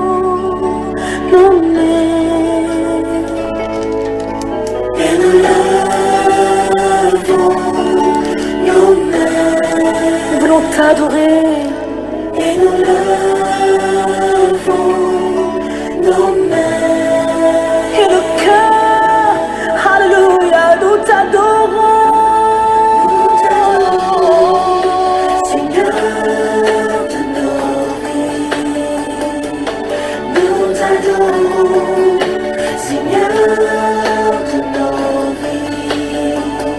La sœur Grâce me fait signe que les femmes sont encore connectées. Est-ce que les femmes sont vraiment ici? Oui, nous sommes là. Oh. Nous sommes en poste. Nous t'entendons très bien. Ok, donc je voulais me rassurer que vous m'entendez. D'accord? C'est un succès, merci beaucoup. Vous n'êtes pas fâchés, n'est-ce pas, mes sœurs? Non, du tout. Vous savez que même quand on enlève le chèque sur les enfants, l'enfant pleure. Il y a personne qu'on enlève le chèque, la personne ne dit pas aïe, aïe, pas vrai? Pas du tout. Quand on enlève le chèque, ça fait mal, non? Vous qui avez expérimenté le chèque au pied, quand on enlève, vous voyez effectivement que ça fait mal, pas vrai? Très mal. Très mal. Bien mal même, bien mal. Voilà. Mais, après quelques jours, le trou de chèque est fermé et vous êtes à l'aise, pas vrai? Gardez-vous à l'esprit donc, gardez-vous à l'esprit que si vous avez quelque chose contre quelqu'un ou bien si vous avez eu à dire à faire ces choses comme ça de faire ce soir, arrangez la situation devant le Seigneur avec la personne. Et quand vous le faites, sentez, il faut que votre cœur soit libre vis-à-vis de la personne. Il ne faudrait pas que vous entendiez le nom d'une personne et que vous dites, cette personne-là, j'ai entendu telle chose. Donc, on ne devez pas être les sources des véhicules du diable. Jacques chapitre 3. Il y avait une question en fait. Écrite. Oui, je le note. Question de qui? Oui. Qui a la question? C'est une soeur qui a écrit. Quand tu parlais de l'adultère là. Oui. Et la soeur demande si est-ce qu'on peut parler à la soeur qui est dans l'adultère, si on peut lui parler. Voilà. Donc la question c'est si on peut parler de la femme à la femme qui est dans l'adultère. Oui. Voilà. Écoutez très attentivement une fois de plus. Selon que c'est un non-croyant ou bien une croyante, vous avez des droits différents vis-à-vis de cela. Mais dans les deux cas de figure, la première chose biblique à faire, il faut parler à Dieu de la personne avant de parler de la personne à Dieu. C'est la première des choses. Il faut d'abord amener la personne devant le Seigneur, présenter le cas devant le Seigneur, jusqu'à ce que Dieu fixe s'il veut que c'est par vous que ça passe. Vous remarquez, quand le Seigneur nous met devant des choses, vous devez vous poser la question, pourquoi Dieu permet que vous viviez cela? Ce n'est pas un hasard tout simplement. Dieu peut véritablement, vous êtes marié ou bien vous êtes une femme qui cherche le mari, Dieu peut vous faire voir un adultère pour que tu veilles sur ton foyer. C'est tout simplement l'enseignement qu'il voulait te donner. Et en priant. Et vous vous posez la question, qu'est-ce qui peut amener cette femme-ci qui a un mari? Et parce que quand vous voyez les gens qui marchent en couple dehors, vous ne savez pas quel enfant ils vivent à l'intérieur. Vous pouvez avoir un mariage où c'est fait pour arranger. Il y a des hommes qui sont mariés alors que normalement ils sont homosexuels. Parce qu'ils veulent faire une couverture des choses. Les femmes aussi, comme elles aiment l'argent, comme le chat aime le mbungala, le souris. Et qu'est-ce qu'elles font? Elles acceptent seulement pour être à l'intérieur. Et subitement, vous voyez que la femme est dehors en train de souffrir. Pendant ce temps, l'homme est en train de coucher avec les garçons, avec les jeunes garçons. Maintenant, quand c'est déjà démarré, vous ne connaissez pas le profond de la société, du foyer. Tu vas courir aller répandre des choses, tu créer le problème pour rien. Or, quand le Seigneur, vous allez devant le Seigneur vous révèle ce qu'il en est, vous savez de quoi il est question. Quand cette personne s'y marie, sa femme, écoutez-moi très attentivement. Il y a des gens qui ont marié des femmes tout simplement pour les utiliser comme le dépositoire de leur totem afin de sucer les choses dans la vie des gens. Une jeune fille qui va par exemple avec un papa qui a 75 ans et que le papa a son totem qui est fatigué dans le WC, qu'on a tellement tapé partout. Prends ça maintenant, dépose à la vie de la jeune fille, lui donne ce qu'elle veut.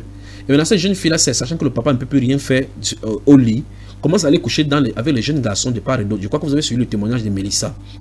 Alors maintenant, quand toute personne qui couche avec cette fille-là, quand vous couchez, vous avez l'impression que le papa ne connaît pas. Puisque c'est avec lui que vous dormez. Vous allez coucher avec le serpent. Il ne faut pas qu'il parle les choses. Jacques.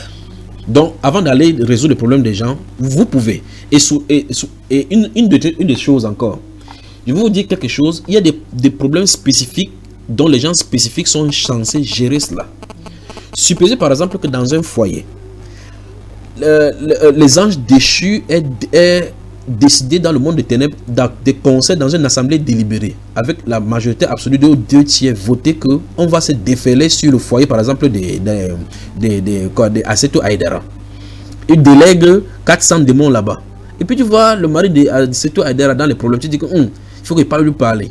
Il faut qu'elle s'arrête. Tu essaies de les réunir pour lui parler des problèmes, pour résoudre le problème. En temps, quand tu te réunis dans le salon, tu ne sais pas que c'est le salon, vous êtes au milieu des démons.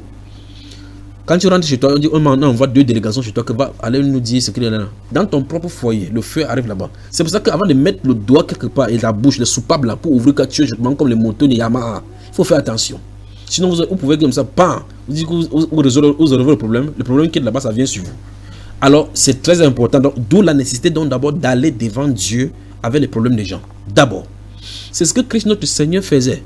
Il ne venait pas aller, il ne partait pas vers les gens, les guérir et les prier pour eux sans avoir prié de cette personne-là devant Dieu. C'est pour ça qu'il voyait les choses. Il dit que de la même façon que le Père agit, le Fils aussi agit. Vous voyez ce qu'il dit, non? Comme le Père agit, le Fils, comme il a guéri la nuit, là, le matin, il vient, il guérit ce qu'il a montré. Vous pensez seulement que les choses de Dieu se passent tout simplement en disant que non, je viens, il raconte, je fais, il prie, ça marche. C'est pas comme ça que ça se passe. Ça se passe dans le spirituel d'abord. Il faut que le spirituel est agréé pour que ça vienne sur le plan physique. C'est pour ça que quelqu'un peut venir maintenant et dire que c'est le moment, maintenant, lève-toi et mange. Vous pensez que c'est facile? Comment dire que non, il faut que comme je crée en Jésus, il me lève-toi et mange. Bah, Dieu, on continue. Jacques chapitre 3. Écoutez à partir du verset 1 de Jacques chapitre 3. Mes frères, qu'il n'y ait parmi vous un grand nombre de personnes qui se mettent à enseigner. On va dire ça à cette génération, c'est Jacques. Car vous savez que nous serons jugés plus sévèrement. Écoutez bien, verset 2. Nous bronchons tous de plusieurs manières. Si quelqu'un ne bronche point en parole, c'est un homme parfait, capable de tenir tout son corps en bride. Donc, écoutez un breaking news comme ça, là, restez tranquille. Si tu parviens à rester tranquille, ça ne sort pas de toi. C'est que tu as fait fort. Continuons. Verset 4. Voici, même les navires qui sont si grands et que poussent des vents impétueux sont dirigés par un très petit gouvernail au gré du pilote. De la même façon, quand vous lisez ces deux passages, si vous devez regarder, vous devez comparer ce que c'est que le navire, ce que c'est que le vent, ce que c'est que le petit gouvernail et qui est le pilote. Les quatre choses doivent être définies entre le verset 4 et le verset 5. Parce qu'on prend le verset 3 et verset 4, on compare avec le verset 5. De même, la langue est un petit membre et elle se vante de grandes choses. Voici comme un petit feu peut embraser une grande forêt. La langue aussi est un feu. Vous avez entendu, mes sœurs? Est un feu. C'est le monde de l'iniquité. Donc, vous voulez voir le péché? Ça se trouve là-bas, la langue. C'est ça qu'on embrasse, que je t'aime. Et que la personne qui a dit je t'aime te regarde bien dans les yeux, tu sais que c'est le mensonge. En tout cas, on vit avec les attributs de l'amour là. La langue aussi est un feu. C'est le monde de l'iniquité. La langue est placée parmi nos membres. Écoutez bien. Souillant tout le corps, la langue. Et enflammant le cours de la vie. Donc, quand tu pêches, on dit que ça souille ton corps. Et ça s'engendre au courant de ta vie. C'est terrible. Étant elle-même enflammée par la géhenne. Autrement dit, il n'y a personne qui est plus proche de la géhenne que quelqu'un qui ne maîtrise pas sa langue. C'est ce que la Bible veut nous faire comprendre là. Remarquez bien, il n'est pas dit ici le séjour des morts. Il parle de la géhenne. Toutes les espèces de bêtes et d'oiseaux, de reptiles et d'animaux marins sont domptés et ont été domptés par la nature humaine. Mais la langue, aucun homme ne peut la dompter. Je crois que vous avez le temps de suivre, écoutez sur Bamba Iba l'étude de Jacques, l'étude de l'épître de Jacques. On en avait parlé ici une de ces années, je crois en 2014. Il dit toutes les espèces de bêtes et les oiseaux, des reptiles, des animaux marins sont domptés et ont été domptés par la nature humaine. On a vu Cousteau qui se promenait là-bas partout dans nos jeunes âges. Mais la langue, aucun homme ne peut la dompter. Puis on dit, c'est un mal qu'on ne peut réprimer. Elle est pleine d'un venin mortel. Vous voyez, votre mari vous dit une parole, ça vous blesse. Une seule parole dans votre bouche. Imaginez par exemple, vous en allez rire avec votre mari, subitement il dit que si tu as recommencé avec toi, il ne recommencerait plus. Même s'il donne n'importe quoi par la suite, ça ne changera pas que ce qu'il a dit en toi. Ça a déjà mis une marque en toi. Et elle va faire n'importe quoi, il ne peut plus enlever. La parole. La langue là. L'épée est sortie. Arrêtons la calomnie. Arrêtons la médisance. Il ne faut pas blesser par la parole. Notez Ephésiens chapitre 4, versets 27 à 29. Notez cela. Regardez. Mais la langue, verset 8, aucun homme ne peut la dompter. C'est un mal qu'on ne peut réprimer. Elle est pleine d'un venin mortel. Vous y êtes. Par elle, nous bénissons le Seigneur notre Père. Et par elle, nous maudissons les hommes faits à l'image de Dieu. Oh Seigneur, je t'aime de tout mon cœur. Après, tu te tournes, tu connais Patrick? Le gars là, c'est un sorcier. Voilà quelqu'un que Dieu a créé, que tu viens d'appeler sorcier. Pourtant, tu n'as pas la certitude que c'est la sorcière. Il est sorcier. Dieu demande que mes Patrick, que j'ai créé, il est venu à la sorcellerie comment? Comment ça s'y connaît? Bon, de toute façon, continue ici. Par elle, nous bénissons le Seigneur notre Père, et par elle, nous maudissons les hommes faits à l'image de Dieu. De la même bouche sortent la bénédiction et la malédiction.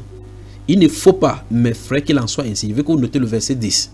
Le verset 10 règle le problème de la langue. Parce que la calomnie, ça passe par ta langue. Je veux que chacun de vous, même si vous n'avez pas votre caméra, attrapez votre langue là. Vous allez voir que quand vous envoyez les doigts pour l'attraper, ça commence à fuir. Allez-y, essayez de voir, vous allez voir. Quand vous envoyez la main, automatiquement, ça veut fuir. Attrapez la langue là et puis vous lui dites que tes venins là vont sortir au nom de Jésus. Vous avez moi, mes soeurs. Il dit de la même bouche, verset 10 de Jacques chapitre 3, de la même bouche sortent la bénédiction et la malédiction. C'est-à-dire que vous appelez une soeur avec qui vous entendez bien. Oh ma soeur, comment tu vas ce matin? Ah maman, laisse-moi comme ça. Oh Dieu, que Dieu te bénisse ma soeur. Amen. Oh. Après tu appelles l'autre soeur, que tu as dit quoi? Franchement, si, tu vas voir ce que tu vas voir. Je vais prier mon Dieu, tu vas voir. Que tout est bien. Et puis là, vous commencez autre chose. Vous venez de dire la bénédiction avec la bouche, c'est de l'autre côté, vous en êtes de maudire. Il dit la Bible déclare de façon formelle. Il ne faut pas qu'il en soit ainsi. C'est-à-dire que si vous avez opté pour dire ce qui est bien avec la bouche, vous avez opté par la sanctification. Je veux que quelqu'un ouvre son micro et dise la sanctification de la bouche cette fois-ci. La sanctification de la bouche. Sanctification de la bouche. Sanctification de la bouche. Voilà. Je redis encore. Redis maintenant avec moi la sanctification de la bouche de nous les femmes. La sanctification de la bouche de nous les femmes. Voilà. Voilà. Donc il faut que nos bouches soient sanctifiées, n'est-ce pas? Amen. Quand il n'y a pas de bouche, vous voyez qu'il s'agit de la langue. Il ne m'a rien dit. Elle arrête la bouche comme ça, c'est avalé. Non, il ne faut pas que ça soit ainsi. Alors dans le livre lisons, finissons ici avant d'avancer. Donc la Bible nous a dit au verset 10, la partie C, il a dit qu'il ne faut pas qu'il en soit ainsi. Donc ce soir, au nom de Jésus-Christ de Nazareth, Seigneur, je dis à tes filles qu'elles ne doivent plus calomnier avec leur bouche. Et elles ont compris que tu es en train de dire ce soir que ça doit s'arrêter ici. Ce soir, une sœur ne malparlera plus d'une sœur et même d'une autre personne. Il n'est pas question de mal parler entre vous. Il est question de ne pas avoir cette habitude de parler de quelqu'un, ni de parler d'autres personnes. Et de ne pas accepter que vous soyez de vélodrome pour pouvoir discuter d'autres personnes. Que les seules réunions que vous faites entre vous soient pour prier pour les gens. Vous avez vu une faiblesse sur quelqu'un, dans une sœur, dans un couple, priez. Vous avez vu quelqu'un qui en est tombé dans le péché, priez. Vous avez vu quelque chose, priez. Présentez cela au Seigneur. C'est ce qu'il faut faire. C'est l'attitude à tenir. Chapitre 4 de Jacques. En tout cas, avant d'aller dans ce Jacques chapitre 4, regardez bien, je continue au verset 11. Continuons dans la lecture ici. Gardez-vous à l'esprit que le verset 10 a dit: de la même bouche sort la bénédiction et la malédiction. Il ne faut pas, mes frères, qu'il en soit ainsi. La source fait-elle jaillir par la même ouverture l'eau douce et l'eau amère? Vous pouvez avoir cela chez vous. Un figuier, non, frère, voilà, non. Un figuier, mes frères, peut-il produire des olives ou une vigne de figues? De l'eau salée ne peut pas non plus produire de l'eau douce. Lequel d'entre vous est sage et intelligent, qu'il montre ses œuvres par une bonne conduite avec la douceur de la sagesse? N'est-ce pas ce que nous avons vu dans 1 Pierre chapitre 3 aujourd'hui? Avec la douceur de la sagesse. Il dit, mais si vous avez dans le cœur un zèle amer et un esprit de dispute. Gardez-vous à l'esprit que dans la première partie, je vous ai demandé les définitions et les contraires. L'esprit doux et paisible. Il dit, vous avez dit dispute, et ainsi de suite. J'ai dit, ok, bon, parce que nous sommes en train de construire quelque chose. Il dit, mais si vous avez dans votre cœur un zèle amer et un esprit de dispute, ne vous glorifiez pas et ne mentez pas contre la vérité. Donc, le frère Jean dit ici que si vous avez chaque fois des problèmes avec les gens, vous voyez que vous êtes dans les problèmes avec les gens, vous n'êtes pas conduit par le Saint-Esprit. C'est ce qu'il a dit de dire. Ça sera mentir que je suis poussé par le Saint-Esprit. Ma soeur, je suis fâché, tu as hérité mon Saint-Esprit. Non, tu n'as pas le Saint-Esprit est fâché. Alors ici, il dit que, il ne faut pas qu'il en soit ainsi. Il dit que si vous êtes sage et intelligent, tu dois montrer, cette sagesse doit se manifester à l'extérieur par une bonne conduite. Une bonne conduite. Gardez-vous à l'esprit qu'on a lu dans 1 Pierre chapitre 3, que la femme par ses bonnes conduites doit être visible au vu des hommes. Les hommes doivent être à côté de vous. Vous ne devez pas être des femmes vulgaires qui restent au milieu des hommes, rient n'importe comment. Vous devez être réservé au point où quand l'homme pose les yeux sur toi, elle dit, mais cette femme c'est un mystère. J'aimerais avoir une femme comme ça. Mais aujourd'hui, les gens ne comprennent pas ça. Ils ont dit que non. Si elle couse les culottes, elle met les cuisses dehors. C'est là où on va remarquer. Prostituée. Verset 14, il dit, mais si vous avez dans votre cœur un zèle amer et un esprit de dispute, ne vous glorifiez pas. Il dit, ne vous vantez pas. Ça ne vous sert à rien. Et ne mentez pas contre la vérité. Car cette sagesse n'est point celle qui vient d'en haut, mais elle est terrestre. Chanel, lisez-moi le dernier volet. Chanel, après Chanel a dit,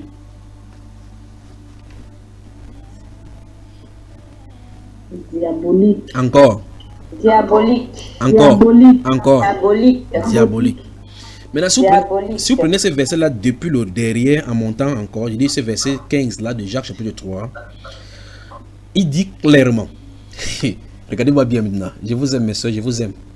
Que Dieu vous bénisse. Amen, mon frère. Après ce qu'il veut dire là, on va prendre une respiration musicale et on va revenir, d'accord? Donc ne vous fâchez pas. Regardez bien. Si on lit le verset 15 de la fin pour arriver dès le départ, il dit, le diable prend la chair des gens sur la terre et afin que ces personnes ne contrôlent plus ce qui vient d'en haut. C'est style de sagesse, ce qui vient des diables. C'est ce qu'il a dit. Vous avez moi, hein? Donc le diable contrôle la chair sur la terre. Et il est dit, cette sagesse n'est point celle qui vient d'en haut, mais elle est terrestre, charnelle, diabolique. Donc le diable contrôle votre chair sur cette terre-ci pour empêcher que ce que Dieu va vous donner vienne d'en haut. Et par conséquent, c'est pour lui qui se manifeste. Donc il y a des gens qui peuvent être sages, intelligents, mais ça vient du diable. Nous respirons dans ce musical. À ce grâce.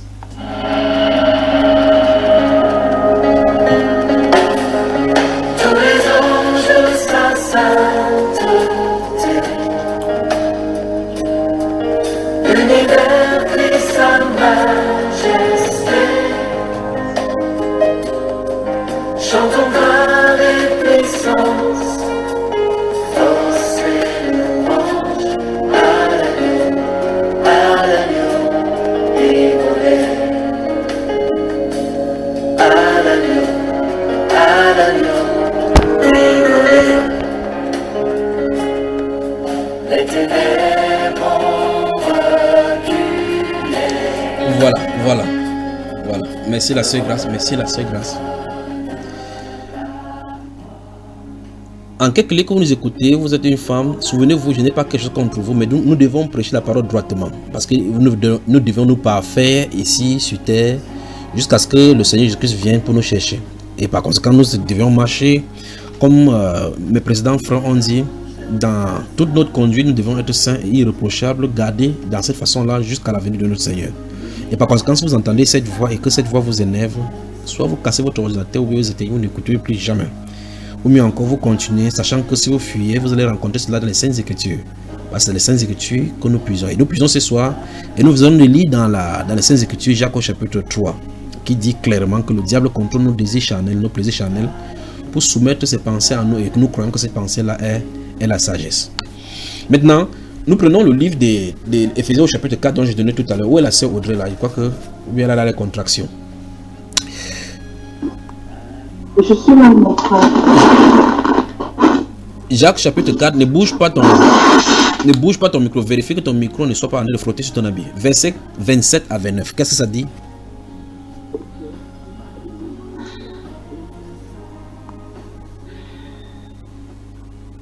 Jacques 4, verset 27. Non. Éphésiens chapitre 4, verset 27 à 29. C'est ce que j'ai dit. Parce que après cela, nous allons rentrer dans le livre de Jacques. Allons-y. Si vous êtes fatigué, vous me dites, parce qu'on n'a même pas encore lu la moitié des versets. Il y a au moins une quarantaine de versets dont on va lire tout à l'heure.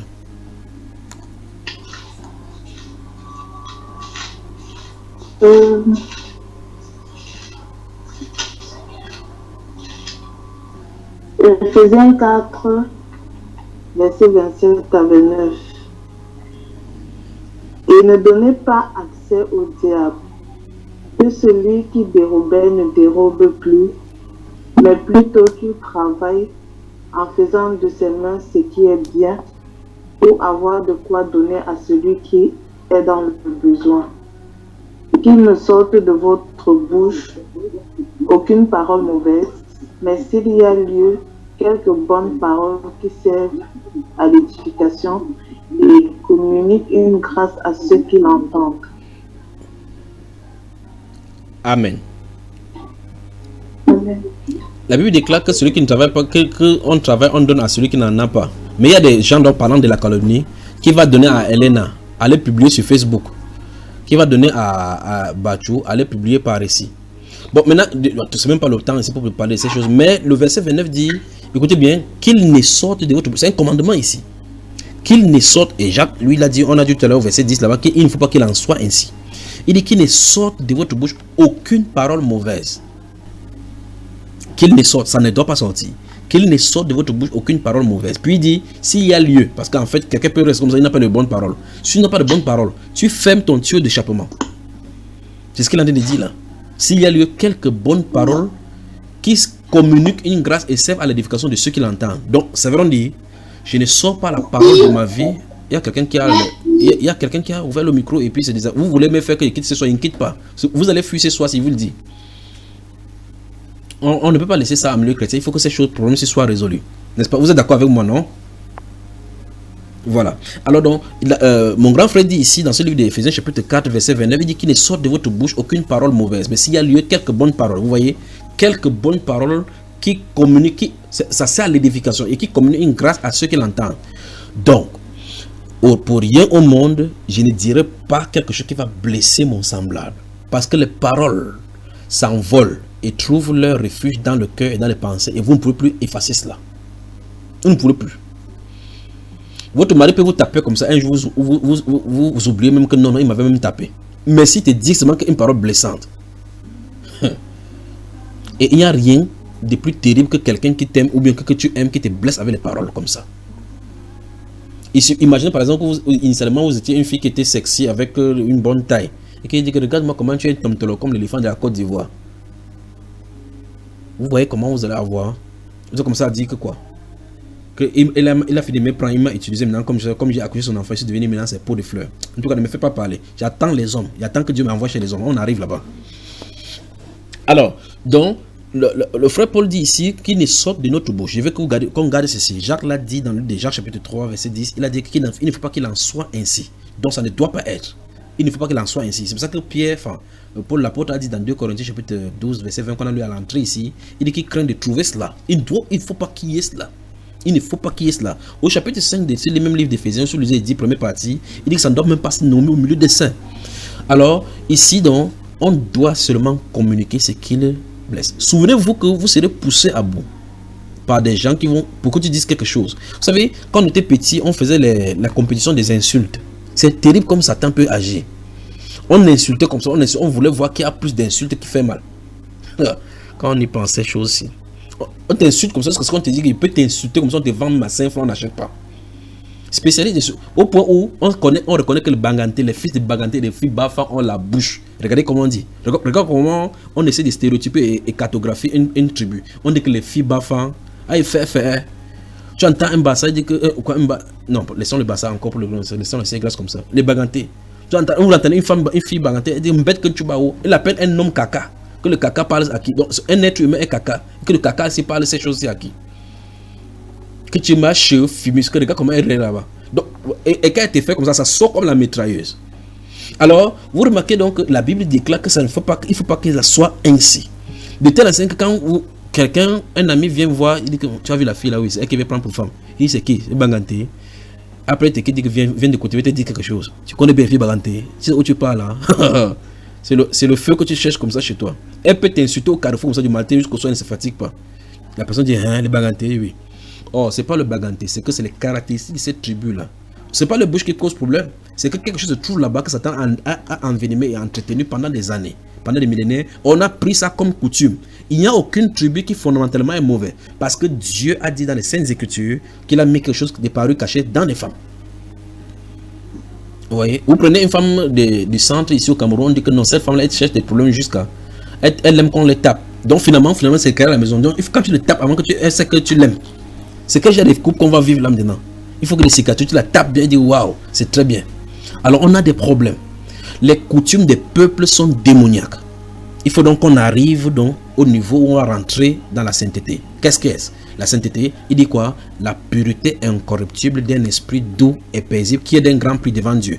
Gardez-vous à l'esprit qu'il n'y a pas quelque chose que Dieu veut que les hommes apprécient sans passer par lui. Il faut que ce soit son standard. Et par contre, quand c'est standard, on dit c'est d'un grand prix devant Dieu. Et maintenant, regardez que si c'est d'un grand prix devant Dieu, Dieu dit clairement qu'en ce temps-là, il y aura de la monnaie à la maison. Parce que Dieu est installé sur ton cœur. Il installe ton cœur dans le cœur de ton mari et vous fusionnez pour former un couple uni dans lequel la paix règne et puis par la suite le Saint-Esprit marche au milieu de vous. On cherche ce qui est bien pour l'autre. C'est ainsi donc une femme compréhensive de cette façon-là, vivant ainsi, ça saura tout naturellement. Quand tous ces ingrédients se sont mis ensemble dans la sauce, enfin, quand vous prenez un condiment, vous mettez dans la bouche, ça n'a pas de sens. Vous prenez la tomate, vous mangez seul, c'est bizarre. Vous prenez l'ail, vous mangez, ça n'a pas de sens. Mais mélangez-les dans un légume et les faire frire avec maintenant le manjanga. Même l'odeur vous montre clairement que l'harmonie se trouve dans le couple là. Vous voyez cela? Pourquoi? Parce que tout est en harmonie. Chacun y apporte sa part de contribution pour que la sauce soit bonne. Qu'est-ce qui se passe donc maintenant? Quand quelqu'un a apporté un attribut négatif d'une tribu et l'autre encore a apporté un négatif. Imaginez par exemple qu'un être humain a 2 femmes à la maison. Lui, il est Bafan. L'autre, sa femme est Bassa. Il a même 3. L'autre est Eondo. Et puis l'autre est Banganté. Vous en avez, c'est la qualité que c'est fort à la maison là. Et que ces personnes ne sont pas renouvelées. On va avoir dans quelle vie? Là-dedans. C'est les bagages chaque jour, des insultes. D'abord, quand le Bassa parle, même s'il parle même sans problème. Quand vous entendez le bassin, vous avez compris que c'est le problème qu'on a de faire. C'est un peu comme l'allemand. Quand on parle, tu entends, je crois que c'est le problème qu'on a de chercher, alors que la personne est parlée doucement. Parce que même la langue pose problème. Il dit, mes frères, il ne faut pas qu'il en soit ainsi. Donc, en parlant quelque chose à quelqu'un, il faut que cette chose-là serve pour l'édification. Donc, gardez-vous à l'esprit que si je veux dire quelque chose à la sœur Suzanne, il faut que je lui dise, quand il veut dire quelque chose dans la bouche, il ne faut pas qu'elle soit blessée. Gardez-vous cela à l'esprit. Et si vous faites ça les unes les autres, pendant que vous en êtes de prévenir pour ne pas blesser quelqu'un, quelqu'un sera de prévenir pour ne pas vous blesser. Et c'est ainsi. Jésus a dit dans le livre de Luc au chapitre 6, quand vous mesurerez selon la mesure dont vous serez servi. Vous voulez faire du mal à quelqu'un, sachez que ce mal que vous en êtes de s'aimer, vous allez la moissonner. Alors il ne faudrait pas faire cela. Fais à autrui ce que tu voudras qu'on te fasse. Donc il faut que ce soit cela. Et puis ici, il dit donc que de la même bouche ne doit pas sortir l'eau pure et l'eau salée. Maintenant, si vous avez une autre façon de faire ou de voir la chose, il veut dire clairement que si tu n'as rien à dire de bon, ferme ta soupape. C'est ce qu'Éphésiens chapitre 4, verset 29 a dit. N'est-ce pas, mes sœurs de la sainteté? Amen. Voilà, que Dieu vous bénisse. Rentrons dans le livre de Jacques au chapitre 4. 1h12 à Paris, c'est la même heure à Francfort. Minuit et 12 minutes à Douala au Cameroun, à Nglemdouka et à Fondjomunkwet. Jacques chapitre 4 cette fois-ci. Je vous aime, vous ne savez pas comment je vous aime. Je vous aime, je vous aime, je vous aime. En tout cas, si vous ne finissez pas, on ne finit pas ce thème-ci aujourd'hui, je propose, si vous le voulez bien, si ça vous arrange, qu'on continue cela jeudi. Jeudi, on pourra continuer. S'il arrive qu'on ne finit pas, pour celles qui vont aller au travail, parce que ceux du Canada là, ils sont là, ils bougent les pieds comme ça parce qu'ils ne se font pas de tâche chez eux. S'ils disent là maintenant que je continue, ils vont dire que non, c'est bon, parce que alors qu'ils sont en journée, ceux du Canada et des États-Unis. Entre temps, nous sommes plongés dans l'obscurité ici là. Alors, on avance, mes chères sœurs. Yes. Jacques chapitre 4, donc, regardez à partir du verset 1, ce que le Seigneur dit. Jacques chapitre 4, il dit, d'où viennent les luttes et d'où viennent les querelles parmi vous? Écoutez bien, il dit clairement la source de la chose, comme on a dit ici depuis le début de 1 Pierre chapitre 3. Il dit, n'est-ce pas de vos passions qui combattent dans vos membres? Membre ici, ce n'est pas le membre du corps de Christ, c'est membre en tant que partie de notre propre être, notre propre corps. Vous me suivez, n'est-ce pas? Donc, ce n'est pas le membre du corps, ce n'est pas pour dire au milieu de l'assemblée, telle soeur et telle soeur. Non, non, non, non. Il veut dire ici que c'est à cause de quelque chose qui se trouve chez nous, à l'intérieur de nous, appelé passion, ça se trouve à l'intérieur de nous. Pour pouvoir se frayer des chemins, ça amène dans les discussions. Donc, les passions, les résultats de notre comportement querelleux, notre comportement de désordre, notre comportement qu'on a à l'extérieur qui crée des désordres avec nous et avec les autres, ces comportements-là que nous avons, l'issue de cela, ou bien encore l'épicentre de ces choses-là, se trouve à l'intérieur de nous. Donc, si vous voyez que le monde ne peut pas avancer sans le Seigneur Jésus, et personne ne peut être délivré ici, c'est parce qu'il faut que le Saint-Esprit montre le diagnostic de ce qu'il y a comme problème. C'est pour cela que les sociologues ne peuvent pas s'en sortir avec ceci. Ils vont essayer de trouver des facteurs extérieurs pour essayer de résoudre le problème. En fait, qu'est-ce qu'ils font? Ils font un peu comme quelqu'un qui a un mur, enfin, le robinet qui est percé quelque part dans un mur, ou bien il y a un truc qui est percé, et ça coule, et la personne commence à mettre la peinture là-bas. Et pour essayer de défermer, ça ne fermera pas ainsi. Il faut essayer de creuser le mur, identifier là où il y a le tuyau qui est percé, fermer ce tuyau-là, et puis quand tu vas fermer le tuyau, l'eau ne s'intéresse plus sur le mur. Et là, maintenant, on peut passer le coup de peinture là-bas. Donc, ce que le monde essaie de faire, c'est exactement cela. Essayez de mettre la peinture sur le mur, ou mieux encore, vous voyez de l'inondation chez vous, dans votre maison, vous commencez à sécher. Vous prenez, vous mettez dans le seau, vous mettez le seau. Comme j'ai vu dans une vidéo sur votre quelqu'un qui est dans une barrière, il y a l'inondation chez lui, il a déporté, versé dans l'eau, coup d'eau là-bas, alors que le seul même coup d'eau qui est de venir ici. Il passe le temps là-bas. Pendant 2 semaines, il porte avec le seau, il met là-bas, ça revient là-bas. Vous voyez, il faut résoudre le problème au fond, il faut résoudre le problème à la source. Il faut couper là où il y a inondation, ce qui crée la source. Il faut d'abord couper. Quand on ferme la source, et puis là maintenant, on peut nettoyer doucement. Dieu, ici, dit que le problème des querelles, de ces choses, des médisants au milieu de nous, c'est des passions qui combattent en réalité. Donc ça trouve sa genèse là-bas.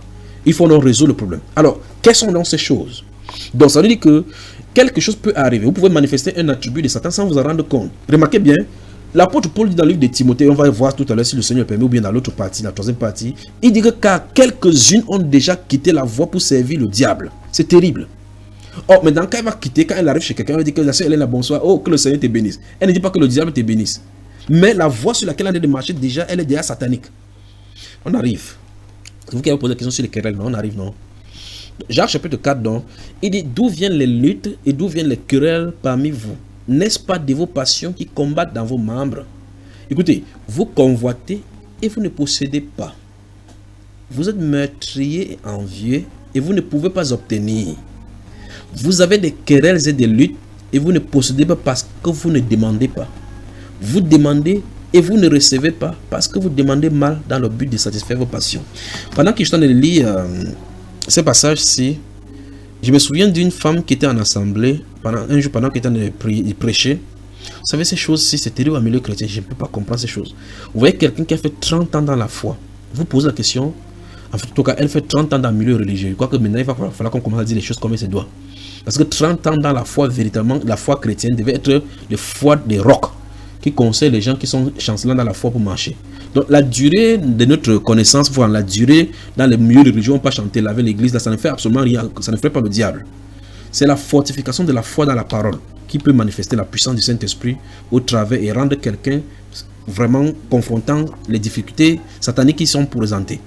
Cette femme-ci était assise à côté d'une personne et puis j'étais en train de prêcher et subitement le Saint-Esprit me fait, il y a une femme qui est tout juste à côté. Oh, quand le Saint-Esprit fait ces choses-ci, cette femme-ci est positionnée. Il y a une nouvelle venue. Elle vient d'arriver. Elle s'assoit à côté de cette femme-ci.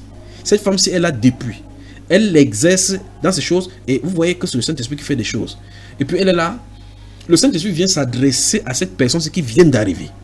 Parce que cette femme-ci avait porté l'enfant. J'ai demandé à quelqu'un, prenez cet enfant entre les mains de cette femme. On a pris la main. J'ai dit, lève-toi. Quand elle s'est levée, boum, elle est ôtée au sol. Elle a été délivrée. Subitement, le Saint-Esprit m'a conduit vers cette femme-ci. Il était en train de prêcher. Il dit, je viens vers elle, dit, tout à l'heure quand le Saint-Esprit a délivré cette personne, si tu as dit dans ton cœur, voici maintenant que depuis tu essaies, rien ne se passe pour toi. Pourquoi ça s'est venu comme ça? Elle a baissé la tête. Vous voyez les pensées qui... Regardez encore ici, regardez. Je vais vous montrer quelque chose.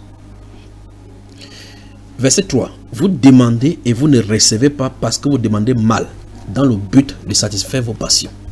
Vous êtes surpris que quelqu'un est là, on prie, on fait n'importe quoi, rien ne marche pour la personne. C'est Dieu faisant. Parce qu'en fait, on ne peut pas forcer Dieu à faire quoi que ce soit. Mais Dieu fait tout et tout pour montrer la vraie nature de la personne plus tard. C'est plus tard que vous comprenez toujours. Alors maintenant, il dit, adultère, verset 3 encore, vous demandez et vous ne recevez pas parce que vous demandez mal dans le but de satisfaire vos passions. Posez-vous toujours la question. Quand il va poser cet acte-ci, quel est le but? Quel est le but recherché? Quand la question est répondue, quand cette question, n'essayez pas de faire la fuite en avant. Quand cette question sera répondue, vous allez savoir de quelle position vous vous trouvez. Si la position que vous trouvez, c'est la position de la sainteté, ou c'est la position des désordres, des disputes et tous les autres corollaires que nous avons vus tout à l'heure en définissant le contraire des esprits doux et paisibles qui est d'un grand prix devant Dieu là. Puis il dit verset 4, adultère que vous êtes. Ne savez-vous pas que l'amour du monde est inimitié contre Dieu? Celui donc qui veut être ami du monde sera ennemi de Dieu. Vous avez ma soeur. Et verset 7 et 8 il dit, soumettez-vous donc à Dieu. Soumettez-vous donc à Dieu. Résistez au diable et il fuira loin de vous. Souvenez-vous, lorsque la sœur Audrey lisait tout à l'heure le verset 27, il est dit, et ne donnez pas accès au diable. C'est comme ça que ça commence. Ne donnez pas accès au diable. Parce que initialement, si vous voulez, depuis le verset 26 en descendant, il dit que si ne vous mettez point en colère, si vous mettez quelqu'un se met en colère, que le soleil ne se couche pas sur votre colère. Puis il dit, ne donnez pas accès au diable. C'est par suite de colère que j'ai fait cela. La colère est la porte d'entrée principale même de Satan. Il dit, ne donnez pas accès. Non, ma soeur, tu sais comment je suis colérique. Donc tu connais ton état. Oui, il faut résoudre ces problèmes devant le Seigneur. Quelque chose comme ça m'irrite, comme ça là, je me fâche, je me mets dans tous mes états. Et vous voyez que même les hémoglobines commencent à marcher à l'intérieur de la personne. Vous dites que non, il me faut quelque chose pour prendre pour que mes pouces se stabilisent. Ma tension est montée à 23. Hein? Attention. Que votre cœur ne se trouble point, dit les Saintes Écritures. Mais on porte tout sur nous. Et de telle enseigne que, en tout cas, ce soir, que la chirurgie esthétique du Seigneur s'opère dans le cœur. Je prie donc que le Seigneur dirige toutes ces choses dans les cœurs afin d'extirper tous ces gangrènes de querelles, de médisances, de calomnies qui se trouvent à l'intérieur de nous. Gardez-vous à l'esprit que, avant de poser n'importe quel acte, posez-vous la question, quel est le but? Qu'est-ce que vous recherchez au juste? Vous voulez arriver à quelle fin avec ceci? Le but pour lequel je vais faire, c'est je vais poser cet acte, que ce soit identique, que ce soit pour parler contre quelqu'un ou pour parler de quelqu'un, ou bien n'importe quelle action, dans n'importe quelle façon d'agir dans votre vie. Ceci va vous conduire dans des marchés sur la voie de la sainteté. À partir de là, vous pouvez poser la question si le pas que vous voulez franchir, c'est le pas de la sainteté ou bien c'est le pas de l'impurité. Que Dieu vous bénisse, mes sœurs. Amen. Amen. Je continue un peu ou bien on arrête? On continue. C'est ceux du Canada qui parlent des États-Unis, non? Vous remarquez que c'est ceux du Canada qui parlent. La sœur Suzanne, il est quelle... Il y a des sœurs qui travaillent, mon frère. Voilà. Vraiment, notre sœur de Paris travaille. Voilà. La sœur Suzanne, il est quelle heure chez toi? Il est 19h21. Vous voyez, non? Elle vient d'entrer en soirée. La sœur Elena... La sœur Carole a dit qu'on continue. La sœur Carole de l'Allemagne a dit qu'on continue. Si elle travaillait, elle ne devait pas dire comme ça, là. C'est clair. Qui a dit ça, c'est clair? C'est un règne de la Belgique. Si toi, tu t'es en congé demain, tu ne devais pas dire que c'était clair. C'est clair. C'est clair. La femme dans la sainteté. La femme dans la sainteté. On travaille, mon frère. Oui, vous travaillez. Et je m'excuse donc d'avoir duré. Vous savez effectivement que j'ai voulu travailler ce soir avec vous, avec assiduité, mais la connexion a fait des fois avec les sirènes de Mami Wata, pas vrai? Mais nous avons eu la victoire quand même ce soir en passant le message de plus près, pas vrai? La prochaine séance, jeudi donc, qui est devant nous, nous allons nous rencontrer au même heure, à cette même fréquence-ci, avec à la console technique, la sœur Grâce, pour débriefer encore tous ces sujets, la calomnie et tous les autres. Mais au reste, on peut seulement dire qu'il faut que le Seigneur nous purifie le cœur, pas vrai? Que Dieu purifie nos cœurs de toutes ces choses-là. Mais souvenez-vous que nous devions prier. Dans la première partie, il était question qu'on prie pour la sœur Jackie avec sa famille et la famille afghane là.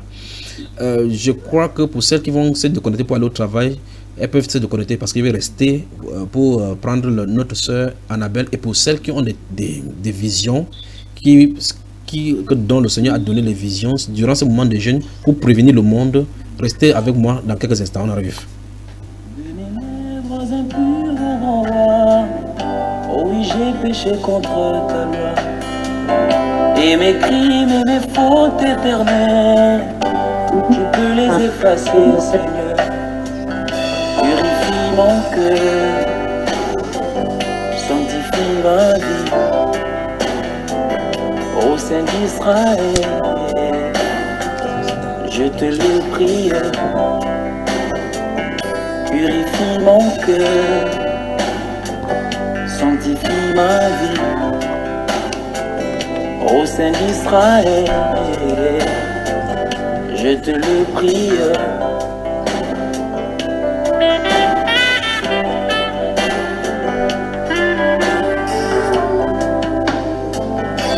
Reçois notre prière, fidèle est ton grand Père. Ce service